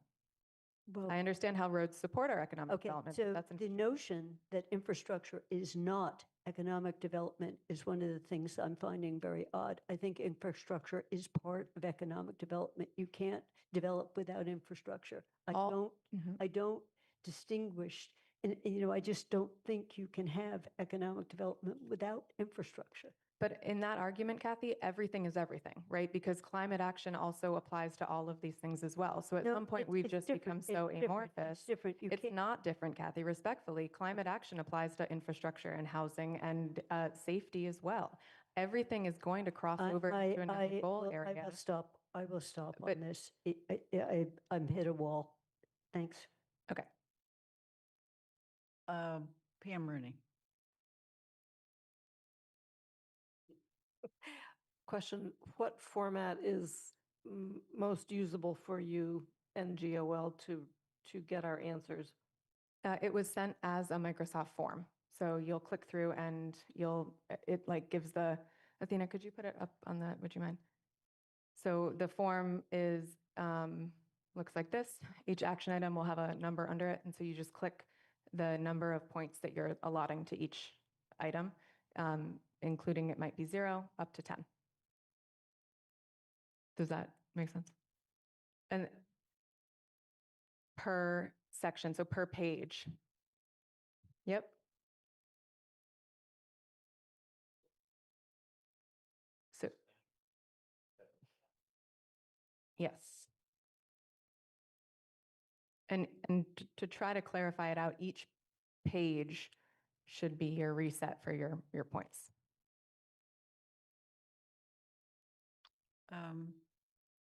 Counselor Ryan? I share Kathy's concern about infrastructure management, maintenance, and land stewardship. And I could see it's going to be very difficult, at least for me, to use out my 10 votes without feeling really sort of distressed. And maybe that's just the way it's going to go.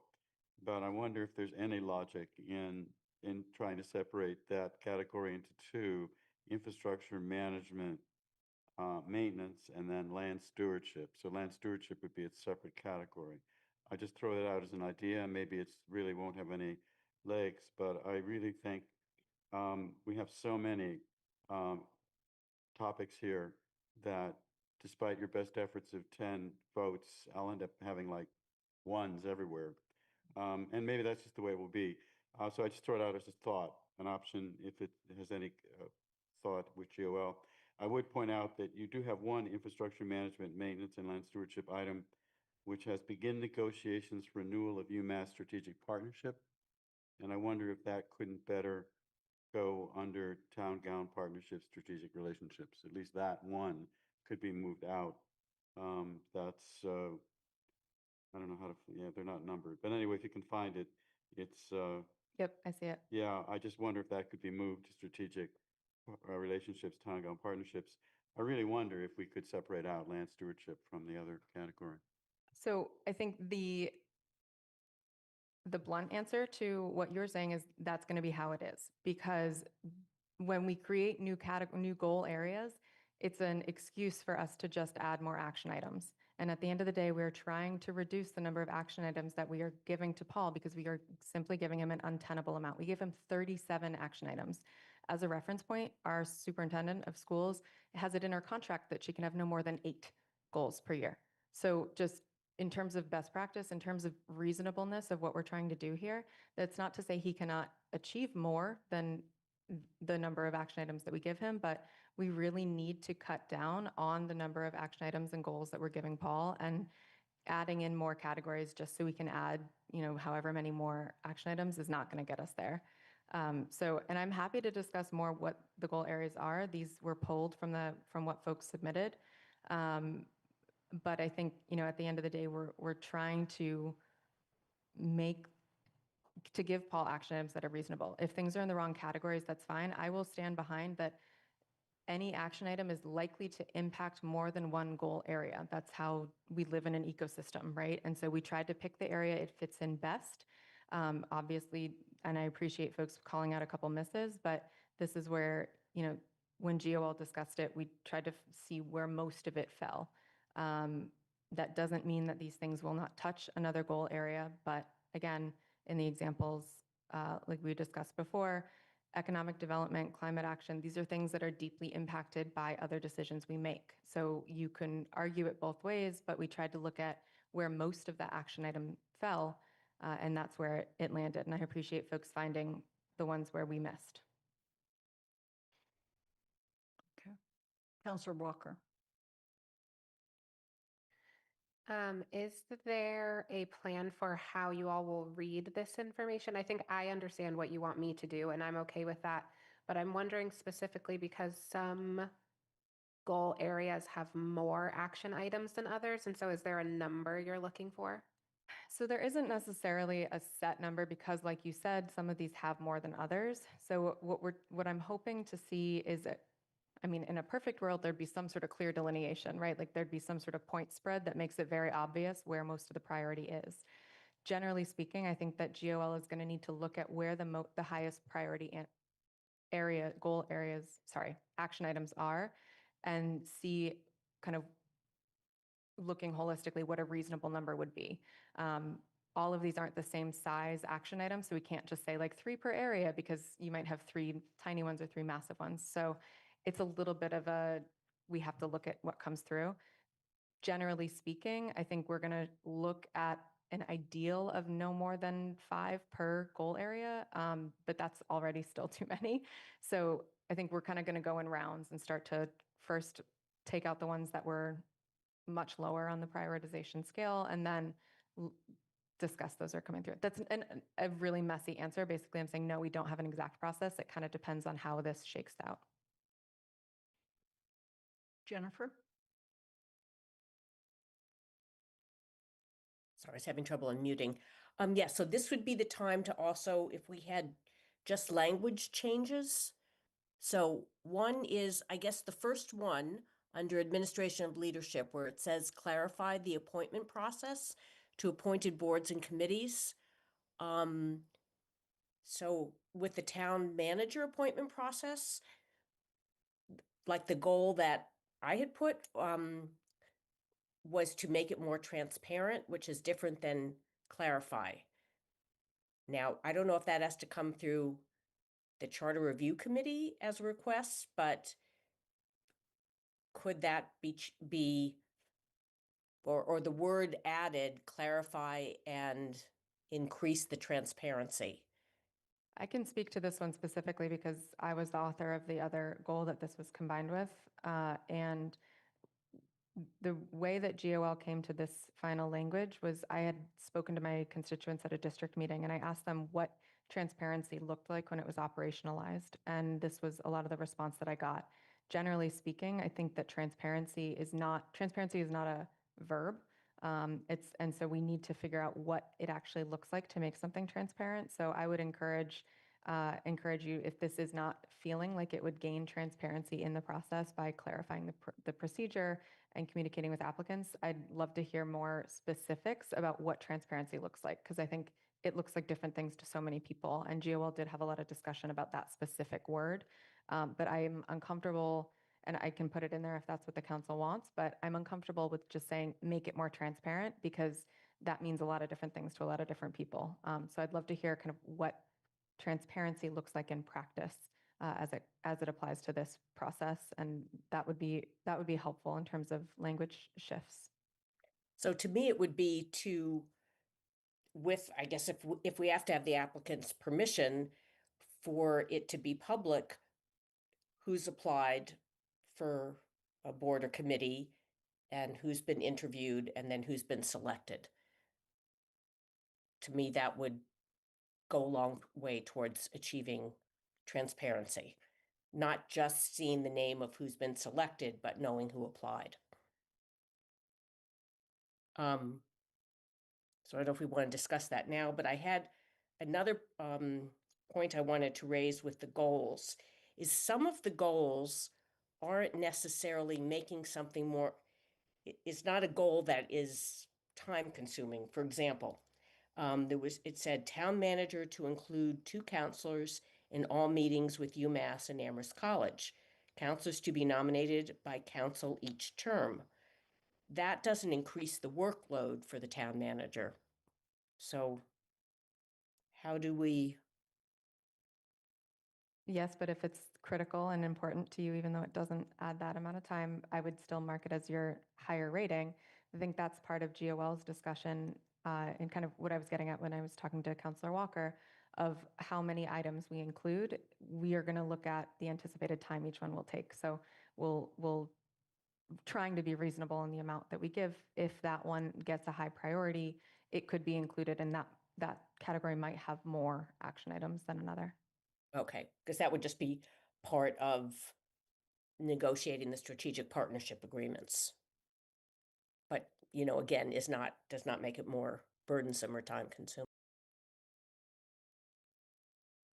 Oh, I'm sorry. So with that first item with transparency, do we have to discuss that now, or is that something you heard my suggestion and concern that GOL will take up at their meeting I think Wednesday?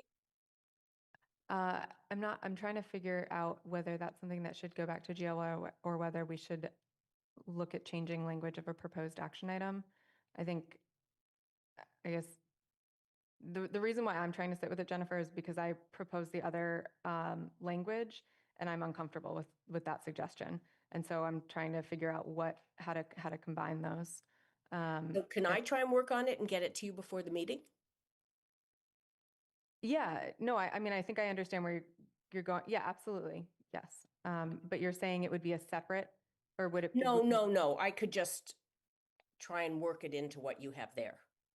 Uh, Because to me, Uh-huh. that my concern wasn't that the process wasn't clear.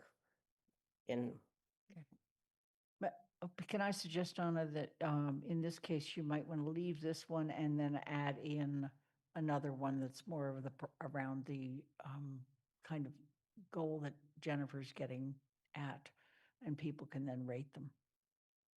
Okay, yeah, so it's not clarifying the appointment process. Jennifer, so I'm going to add an action item that says change the appointment process to include listing names of applicants, because that is a separate thing, right? Yeah, I'll just shoot you some wording tomorrow and you can decide what to do with it, if that's okay. I'm going to try to get it as soon as possible because I want it to be in the Yeah, survey no, that goes I'll out. do it first thing in the morning. I mean, I'll do it tonight and Okay. send it to you. Okay, thanks. Kathy, you have your hand up. Question, South School campus, are those the same? It's a good question. I think I they did not are. write those, but I I believe think they are, so then it's a duplicate. And to your point on, we haven't decided if there's housing, we just had a whole meeting showing us 3 scenarios, all of which were housing. So I'll just repeat I think belongs under housing. I hear you. But anyway, I think it is just one location. I noticed that right before the meeting. They're combined in the survey. Okay. Thank you. Counselor Haneke? So I guess I'd like a little more clarification on, is this the language that GOL will present to us when they present the final goals after their meeting on Wednesday? Or is GOL going to actually modify potentially some of this language? I'm unsure after your discussion with Jennifer, because I look at this and some of them are just not final wording. It's got, even the one I proposed at one point just has a, hey, like, so are these just concepts almost that we can expect that even if we vote for it, even if the language isn't the greatest or great, that it will Yes. potentially be modified? Yeah, it will potentially be modified think of it as a clarity, consistency, actionability modification, right? Like when we modify, it's to get it into the format of adoption. It's not to change the meaning. And if we accidentally change the meaning, I know that folks will tell me. But you can expect that GOL will, when we bring it back to the council, have it in a form that's all consistent and all actionable. So slight formatting and language changes, but not meaning changes is the idea. Does that answer your question? Okay. I want to mention something that I think people need to keep in mind as they look at this. The language in the town manager's contract states the following: annually, the council and the town manager shall define and generally prioritize in writing the goals and objectives which they determine necessary for the proper operation of the town and the attainment of the council's policy objectives. The goals and performance objectives shall be such as are reasonably attainable between the date they're set and the end of the fiscal year.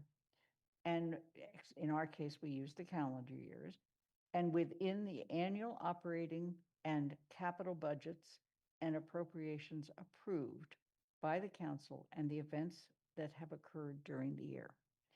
And I read that because it also then plays directly into the financial guidelines, which we're going to be dealing with later. Okay. Reasonable, attainable, within the time set and the end of the year, and related to the budget. Okay. Are there any other questions or comments? Just briefly, I'm going to have all the edits that we discussed today done by midnight tonight. So folks can do this any point after that. Okay. 2 a.m., go for it. Thank you. The town calendar did not get added until late this afternoon or early this evening. If people would prefer, we can wait. I do want to point out that I've, in looking at this calendar, I'm trying to find my copy, which I know I have someplace. In looking at the calendar, there's a couple decision points that keep coming up, and that is that when we have two meetings, one meeting after the other, 2 weeks in a row, it tends to be not necessarily the most productive because of committee meetings in between and the burden on staff. So one of the things that I pointed out on the January 5th, we have a meeting, that's the swearing in, on January 12th or 26th. Last year, when the council was the same group, we met on the following Monday, and we actually had business we needed to work on. On the other hand, if we wait till the 26th, by then a committee should have been appointed. They actually could meet for the first time because the president appoints councils, committees, but maybe not. So I just wanted to point that out. And then if we had a meeting on the 26th, the question is, even though the charter suggests that we should always have meetings on the first and the third Mondays, do we want to, in fact, consider separating it to the 9th? And the same thing happens when we get to July. The question is whether we hold two meetings or just one. Councillor Haneke, I know you had a lot of input to this calendar, including another suggestion that you made, which was to propose a 2-year calendar, which I actually liked the idea but didn't put out. Yeah, I wonder why we do them 1 year at a time when we're a 2-year term, number one. Why we, as this council, are adopting the calendar for the next council's term when it could literally just be proposed and adopted at the first meeting on the 5th, is another question. Because we have regular meetings, but obviously we have to move some because of holidays, right? So I understand that. So those are sort of my first two. I think I'd like to see us move to a 2-year calendar.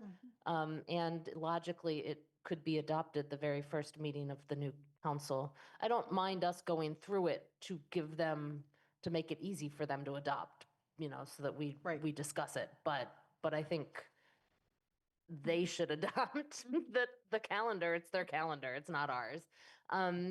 In terms of the January, it's the 12th or the 26th. The 26th is the Monday after MMA, which makes it, I think, really hard with MMA starting on a Thursday, really hard for our clerk and our staff to have anything in some sense ready for then number one. So I would prefer the 12th. I know 2 weeks in a row is difficult. Any new president, if you wait till the 26th, yes, in theory, committees can be appointed sometime in the middle of that. But I think it would be better if committees are then announced at a meeting and not waiting for the 26th to announce, to then potentially wait until mid-February to have a first meeting, right? I feel like the late 26th might really delay when the first meetings of these committees are. And I know in the past it's taken us weeks to find initial dates. So I would prefer the 12th over the 26th in January for just logistical reasons, even if there's not a lot on that agenda, because there may not be. There may not be on the 26th either. It's the very first council, and there probably won't be committee meetings between then anyway. And if it's the 12th, then you can actually do a meeting on February 2nd, which is our regular council meeting time. July 20th would be the regular council meeting time if we go to your options in July, I think. And I think you put options in July. Yeah, the 6th.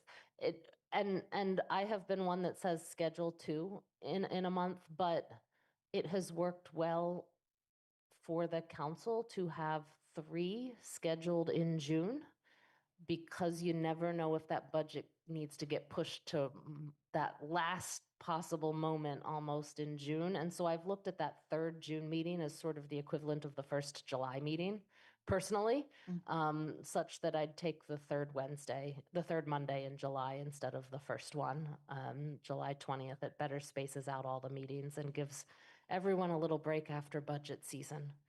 I think that might have been my only comments on this draft of it. Are there other comments?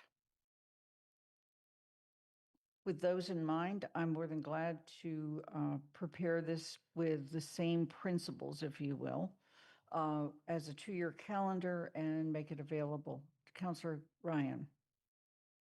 And what about leaving it for the vote, at least for the next council, since it's going to be their calendar? Does that make sense? I think we need to at least agree that we're going to meet on January 5th and January 12th.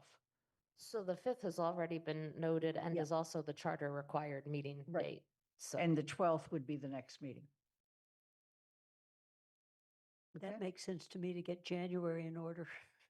Yeah, And that then- means we've set January and then the new council can adopt a calendar for the next. Point of information, this council could adopt a calendar and put it on an agenda for an early meeting in January so that the new councilors have an opportunity to propose amendments. Mhm. It can be changed. You Okay. can adopt it and then change it later. It's As we have done. as you've done. We've done it as we've gone along. Is there any objection to that?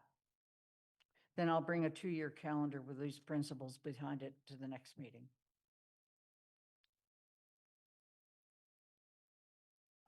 Financial guidelines is the next issue, and this is discussion only. Kathy Shane.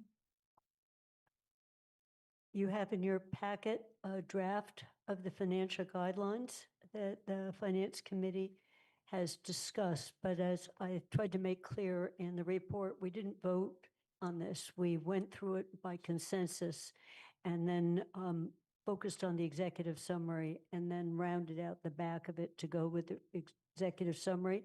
So I just want to point out, as I did in the memo that went with it, some of the things that are new or different from what you've seen in financial guidelines in the past. And to preface this with, we are meeting tomorrow at 10 in the morning as a finance committee. So any suggestions, changed comments that people have would be really useful because we hope to get through it and call it final and vote on it tomorrow.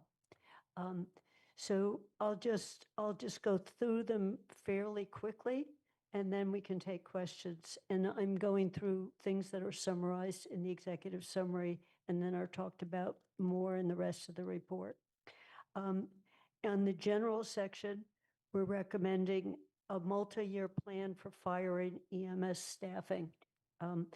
And as a starter, when you see under the budget is potentially unfreeze one position in FY27 if possible within the budget. So we need some guidance on what was possible, and that's you find on both page 1 and page 6. For starting, provide equal percentage increases for regional, elementary, municipal, and library budgets.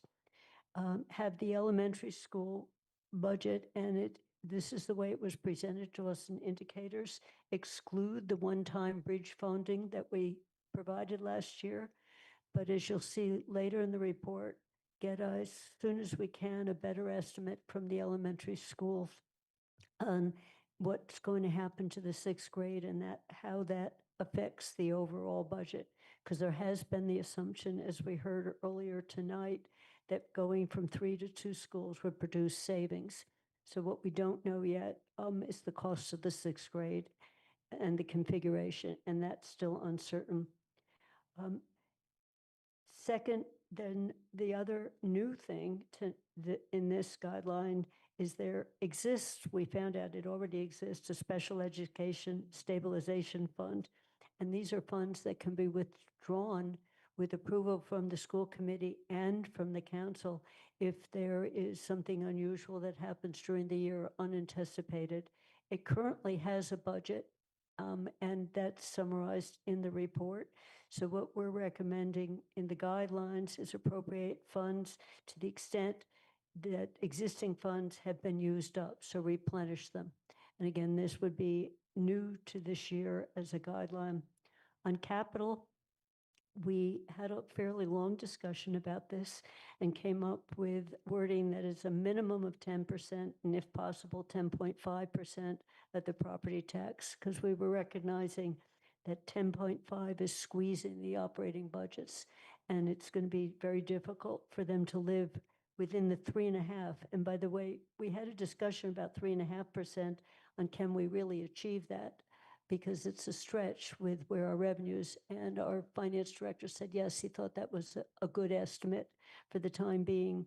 We don't know yet what the impact of the fire that destroyed one building that was paying property taxes and another building that was due to be built that won't be opening for any time soon. So we still have conservative estimates on new growth. So this capital is allowing some leeway on it. At the same time, we're recommending, and I'm not doing them necessarily in the order, but it's related to capital, is starting to pull in the stabilization fund under the assumption that DPW is going to start in the coming year. That fund was built up for these buildings, so we could be pulling that in on a yearly basis on some sort of schedule as yet to be determined that would augment the amount of money that went into capital each year out of operating money. Roads and sidewalks ensure sufficient funds for roads and sidewalks in FY27 that meet a plan being developed. But the town manager told us we will be seeing a plan, so we wanted to put a target amount that would count all possible resources, including Chapter 90, as well as amounts we allocated. So we didn't do an amount here because we didn't know what the best target would be. But this would be as free cash is certified, allocate amount from that will help us meet the yearly goal. And I think that is, those are the major new pieces. The other that's a process piece is requesting that we come back and revisit the budget by February 15th, early enough to know whether there's an update on the revenue side, but also to hear from the schools, regional and elementary, the town and the library, what it would take to stay within the guidelines.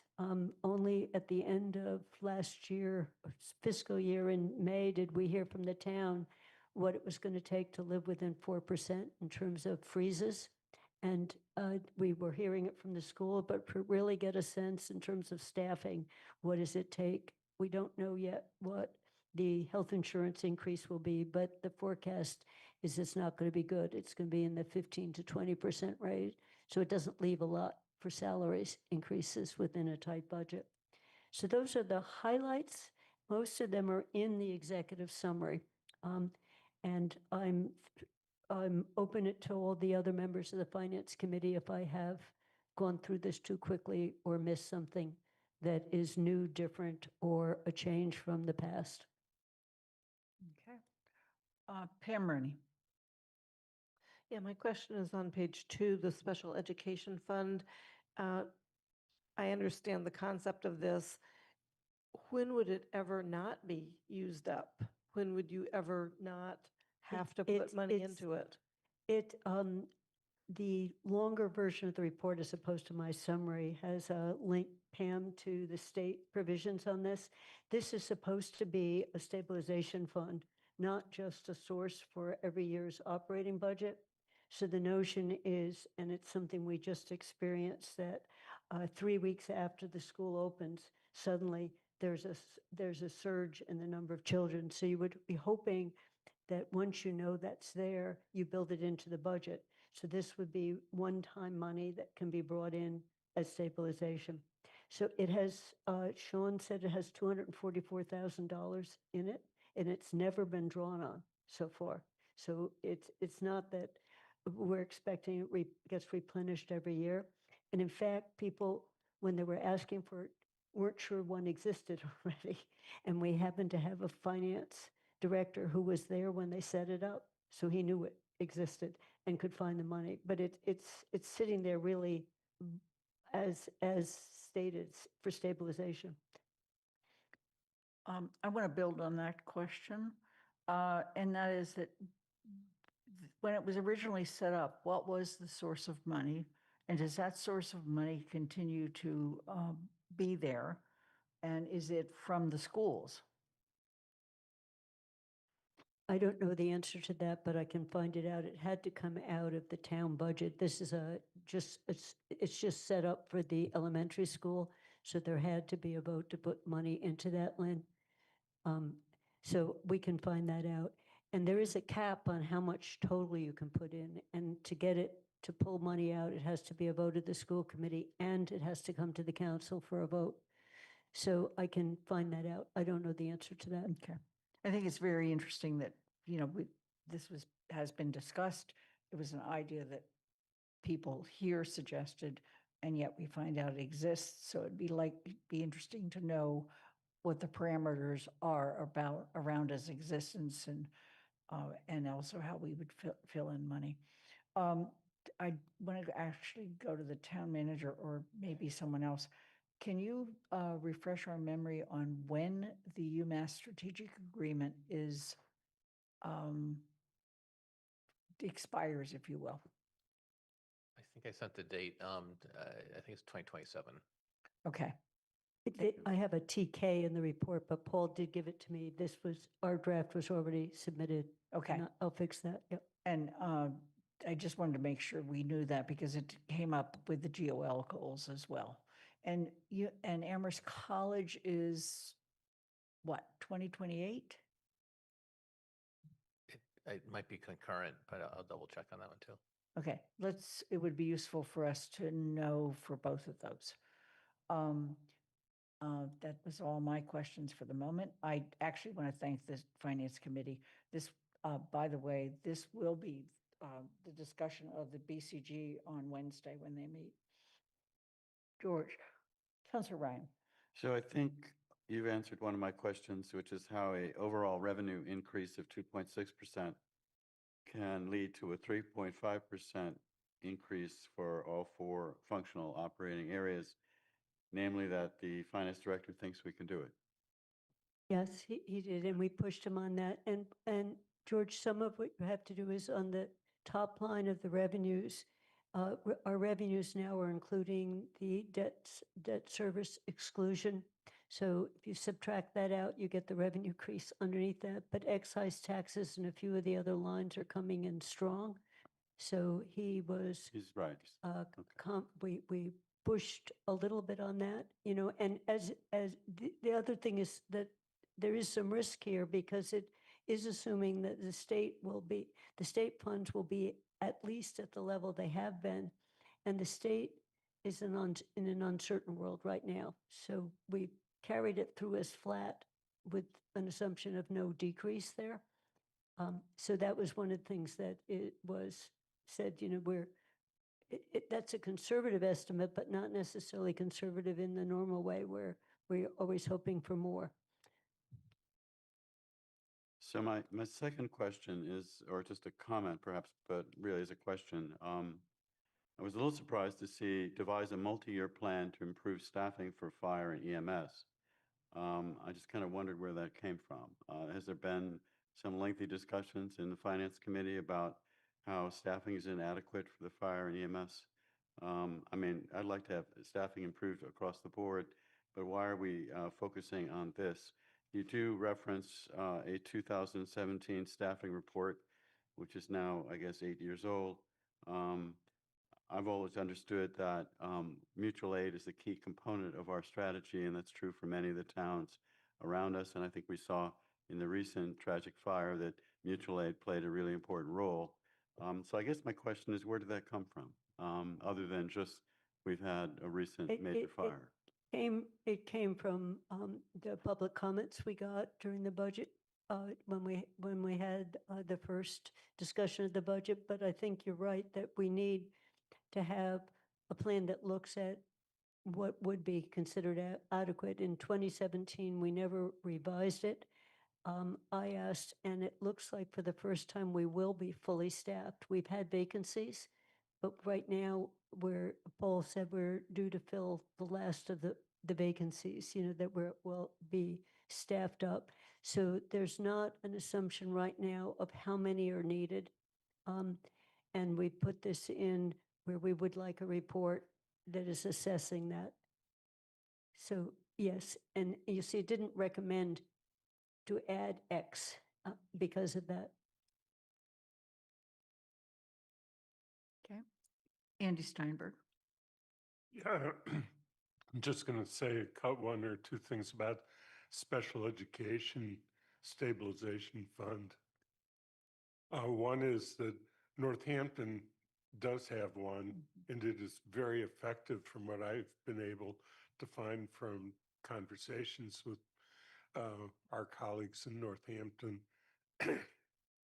It is a K-12 school, however, district, which makes it a little bit easier to manage. But what they're essentially doing is what is intended, which is that in years where there are unusual number of students going to very expensive schools that are part of their special education plan, that they can draw on it and then replenish it over time, so that it is something that is drawn on and replenished on a regular basis, and has been for some number of years. And what I gather from the council is that they have found it to be a very effective planning mechanism for the schools. Second point I was going to make is, because we are not in a K-12 district, it's going to be a challenge to think about how to do this, because we haven't thought about how you deal with a regional district, or even find out, and I don't know, Kathy, if you have found out anything about whether there are provisions for regional districts and how they would handle that. So those are the two things I was going to add. Mandy says she can answer that. So Sean has indicated that the region also has a special education stabilization fund. It's more complicated to access because under the state law, to fund and to access it, it's not just a vote of the regional school committee, it's then a vote of majority of the 4 towns too. I don't know if Sean said that one has ever been accessed. I'm not sure that one has either.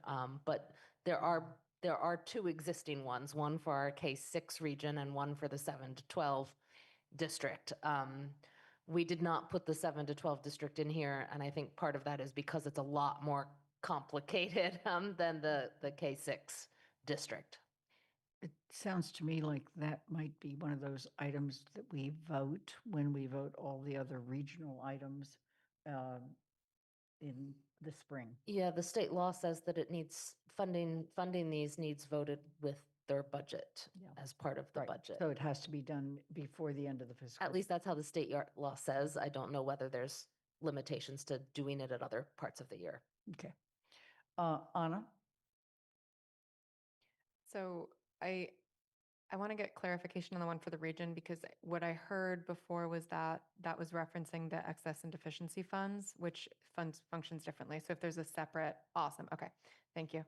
So I want to appreciate. Anna, just finish your I got a question. nod, Let's sorry. get the actual answer. So the question and the answer together, I wanted to clarify whether Mandy was referencing a separate special education stabilization fund or whether she was referencing the excess and deficiency funds. And Mandy nodded that she was referencing a separate stabilization fund that the region has. So I appreciated that clarification. Thank you. I want to appreciate the Finance Committee and Kathy for looking at what we might do to kind of reconsider how we look at these financial guidelines. I appreciate the differences this year. I know I was a pain about these last year, and so I want to make sure I'm understanding the changes fully prior to being a pain this year. It sounds to me that when initially I read this, I was ready to be up in arms about the 3.5 across the board, because I felt, and I still feel, that this is generally a system that needs to be evaluated with much more scrutiny than we have been using. My understanding, and I want to confirm that with you, is that while 3.5% increases are being proposed across the board, we're finding other ways, some of which could be ongoing, to support the needs of our community, specifically our schools. It sounds like with the contributions to the special education fund and with the other avenues that you're searching for to support the schools, we're able to meet the specific needs that they're having, maybe not meet, but get closer to meeting the specific needs that they're having. My worry is with one of the things that you talked about with the special ed funds, and you said building them into the budget after they are used to address an unanticipated need. they might be an unanticipated need partway through the school year, but those students don't leave at the end of the year. So I'm a little confused or concerned about how those will be readily absorbed, and if that, or if this is just kind of kicking that funding can down the road. So the students have the intense needs in year one, then it's unexpected, but then they're still there in year two and still with those intense needs. Can we use that stabilization fund again if it's not unanticipated, or can we use it for the full time they're in the elementary school is my question. And my other question is whether finance was able to consult with the schools, regional and elementary at all on this. I assume BCG will be discussing it at our meeting this week, but I was just curious if there had been any input or any conversation with the schools throughout this process. Okay, so the answer to the last question is no, we didn't consult. And 3.5, as we saw last year, 3.5 is awfully tight for the town as well. It's not a, if you put health insurance, and we do have a recommendation here. If you looked closely at last several years' budget, the expense lines for major departments like DPW had been frozen. So actual was always higher than the level, and we've asked that the expense lines be more realistic. So that will also mean that unless there are expected vacancies to fill it, it's pressure across the board. So I think the 3.5, we were actually pleasantly surprised to see 3.5 rather than 3 come out of this. So the answer is no, we haven't discussed this. And the schools issue, particularly the elementary school, is clearly in play in terms of what's going to happen with the 6th grade. And I'll just say what I heard from one of the other 4 towns in the region, that if Amherst goes to 3.5, they have to go for an override if we stay with the assessment method. So 3.5 was perceived as big, not little, from that. And then the first question you asked about the special education stabilization fund, I don't know the long-term answer to that in Northampton, but if the students, it wasn't a one-time jump, but they are now there and it's a total, that's going to show up in next year's budget. So it shouldn't be withdrawing every year from this is supposed to be stabilization. So then the budget has to be corrected for that. So absolutely, at some point you say, these are the students we have. I've also been trying to get an answer. This is unrelated to how we budget, but thinking of the state side of this. I've gotten 2 different answers on charter schools. When a child opts to go to a charter school, and if they come back to us after 3 months that it didn't work, does the charter school get to keep a full year's tuition or not? So I'm trying to find out what happens and what's the nature of that flow, because we do have legislators on the school side starting to look at Chapter 70, the charter school funding formula, and circuit breaker. And circuit breaker is directly related to this special needs fund. So yes, we didn't talk to the schools. I don't think special education stabilization fund is meant to be a substitute for building it into the budget if this is an ongoing. Sorry, can I ask a follow-up briefly? Please. Does that scenario happen often with you spoke about the state funding and the charters. Does that scenario happen to your knowledge often where a student leaves and then comes back? I've just asked the question of Okay. the finance director. I don't know. Okay. I don't have any information on went and came back. Is that maybe once in a while, or is it every year a few come back? I have no idea. Okay. And Thank you. and you'd have to answer the question for regional and for elementary. I Yeah. have no idea. Okay. Counselor Ryan?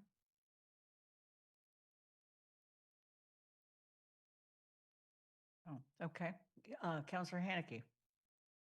Yeah, I just wanted to add something to Kathy's response to you, Anna. While we did not speak to the schools or the library directly, we did, Andy and I, report back to finance on the BCG conversation that was held and all of the challenges that were mentioned there, which were basically the same for all 4 areas, staffing and all. So the BCG conversation was taken into account, even if direct speaking did not Thank you. occur. Thank you. Right. Pam Rooney? My question has to do with the schools, and I think there's a point at which you're going to reach out to the schools again.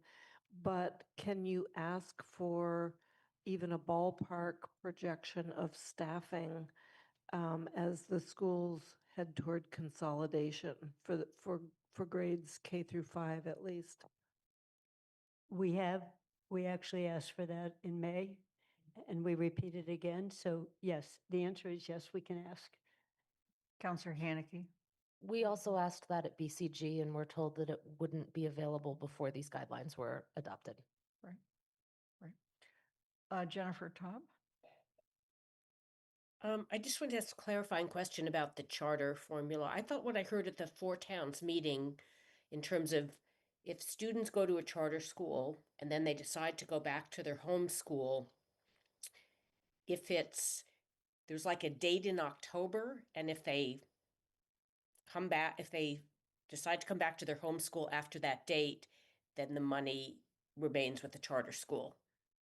We've heard several different options. That's one of them. And therefore, the reason that we've asked, that clarification has been asked for is because some people have also said, no, it's prorated. So I think I've heard both answers, Jennifer, and that's why I said I don't know what the answer is, but if it's an answer that's a disadvantageous one, we should worry about it in legislation. And it's part of the funding issue.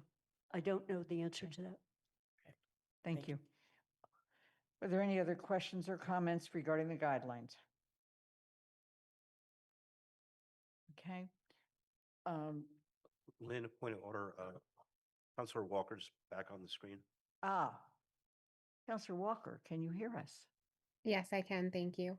Thank you so much. Okay, we have no appointments tonight.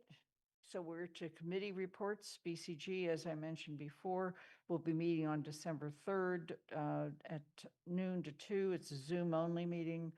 And the Finance Committee draft budget guidelines and the report have been put in the packet for that meeting. Okay. I'm assuming that what they will focus on is any further updates and then talking about budget percentages. Community Resources Committee, Pam? Nothing new from last week. Okay. Elementary School, Kathy? Nothing new. We're meeting a week from now, but I did want to find out if people could email me if they wanted to come on the school visit, the physical building visit. That's on the 9th. I haven't gotten a head count yet on how many can come, but it would be helpful if you just email me if you like. It's 3:30 on December 9th, Tuesday. So the school committee is also asked to come, and there's a limited number actually of hard hats that go on our heads to protect us, and we can't have crowds, so I just have to get a head count. Can we bring our own hard hat? No, I don't. I think the limit of hard hats is to limit the bodies as well. Okay, because I have at least 2. Okay. Finance Committee, Kathy? So we are meeting tomorrow, so we will be taking up these guidelines. Bob saw one thing he thinks is missing. Otherwise, they may not be, they're unlikely to be very different than what you've just seen. The other thing that's on our agenda, so people should know, we got first quarter and we got the closeout of FY25. So you can, in terms of how much excess we're likely to have out of that year. So I didn't talk a lot about in the finance guidelines, but we talked about the use once it's certified of potential uses of where it might go. But that will be a discussion tomorrow. Those numbers are available in the packet.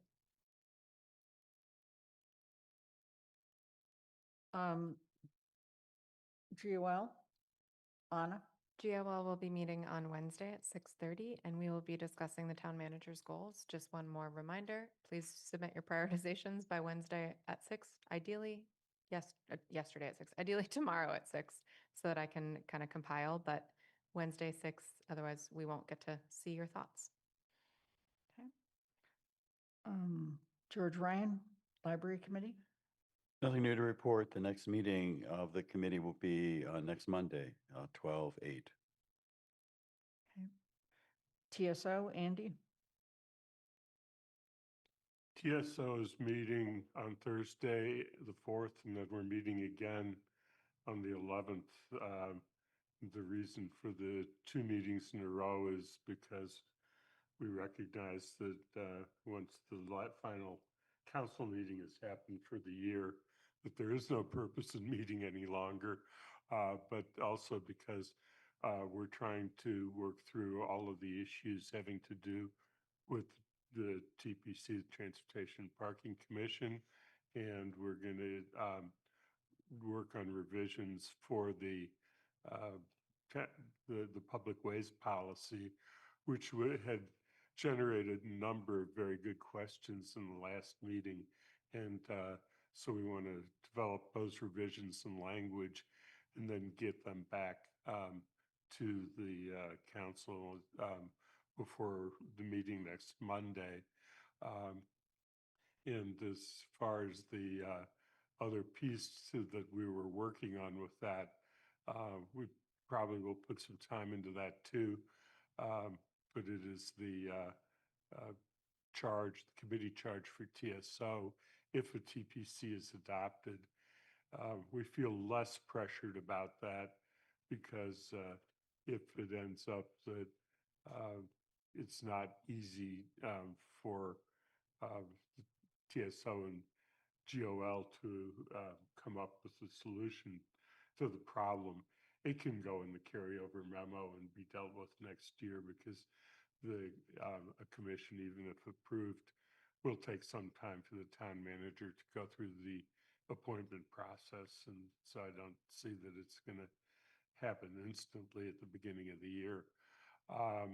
And the other thing that's on the agenda for Wednesday's meeting is the consultant that has been found for working on the Waste Hauler program will be meeting with the committee so that we can discuss with them the questions that they will have about what the vision is for a Waste Hauler program.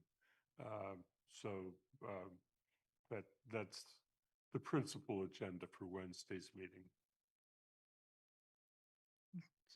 A not so gentle reminder to each committee, you need your draft carryover memos in the packet by Thursday morning of this week.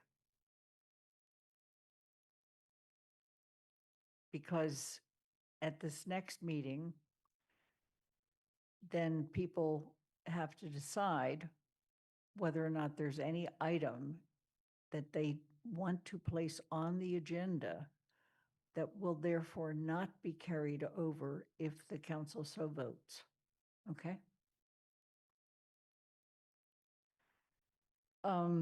Any liaison reports? Okay. Jennifer. Yes, Jennifer. I'm having trouble getting my buttons. This isn't really, I'm the liaison to the Council on Aging. This is really an announcement from the Senior Center. And I want to thank Athena, I think sent all the counselors, but this is just a reminder that the Senior Center will be delivering holiday gifts to people on their list. It could be morning or afternoon of Thursday, December 18th or Friday, December 19th. And they've invited counselors to participate, and they would have you deliver gifts to people in your district or you're at large, just to deliver gifts in town. But again, if you contacted Julia McFadden at the Senior Center, it's Thursday, December 18th or Friday the 19th.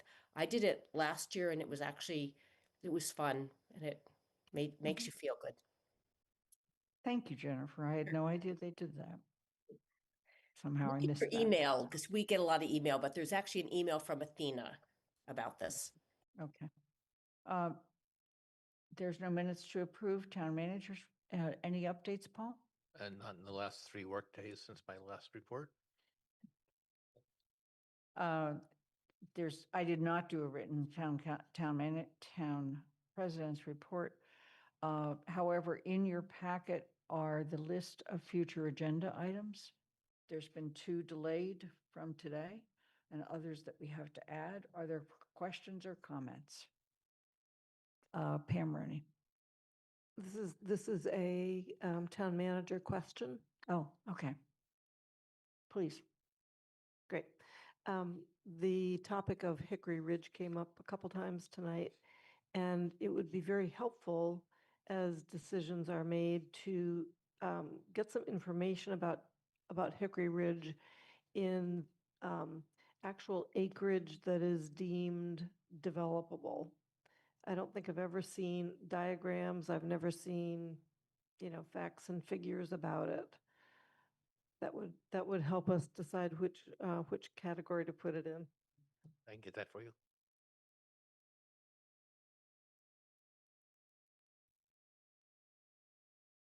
Counselor Haneke. Question about the agendas, future agenda items. There were no financial orders on the next 2 meetings for year-end closeout. When are we expecting financial orders for the year-end closeout numbers? Now that we do have the final, at least the quarterlies. Normally we get transfers from free cash into stabilizations, and also they weren't on any of the December lists. So I'm curious when we are expecting them as a council. And then also there was no January 5th meeting agenda. So I would love to be able to see what is at this point planned for the first meeting of the new term, so that this council might be able to weigh in on what's on that agenda. For the financial orders, often we are bringing transfers from free cash to stabilization funds and so on. And there are usually some appropriations too. So my understanding was that we would hold them till early January so that the new council can act on them, because they'll require a public forum and review by a finance committee. And since committees are wrapping up and we're tight on time at the end of the year, they'll come early next year. Athena, I didn't hear, did you say when just then? Early January. So, okay. Do we know when free cash will be certified? We don't. So it's not even been submitted It'll yet? be before the end of December. Okay. So that might be something for the January 5th agenda. I guess some of the things I was wondering about the January 5th agenda, we talked about the meeting schedule. The charter committee report is coming in that day, so I assume that will be on the agenda for some sort of referral. We normally do something with rules, council rules. I'm not sure what our standard procedure with council rules is for that agenda.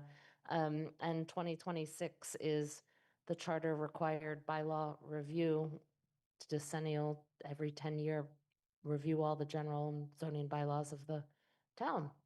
So we need a bylaw review committee. So I was thinking that might be something to put on the January 5th, because we need a charge to refer to GOL. We have a draft sort of one from the last bylaw review committee, but it might need amended to, change who's on it, but.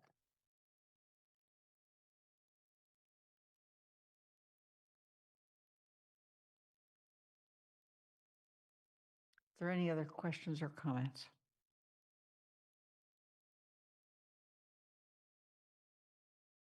Jennifer Taub? Jennifer, you have to unmute. I'm sorry. Is there going to be a report by Judith Swain for the Oliver Smith will, or is it just? It is in your packet. Okay, because she was in the audience. I don't know if. That we know that. The people who submitted reports were aware that we were only putting them in the packet and we were not having oral reports made. Okay, thank you. Okay. Are there any other questions or comments? Are there any other comments from counselors? There is an agenda modification, and that is because we have not adopted the town manager evaluation. We will not have executive session. Tonight, it will be moved to the next week. Are there any other questions or comments from counselors? Seeing none, I make a motion to adjourn and seek a second. Second, Ryan.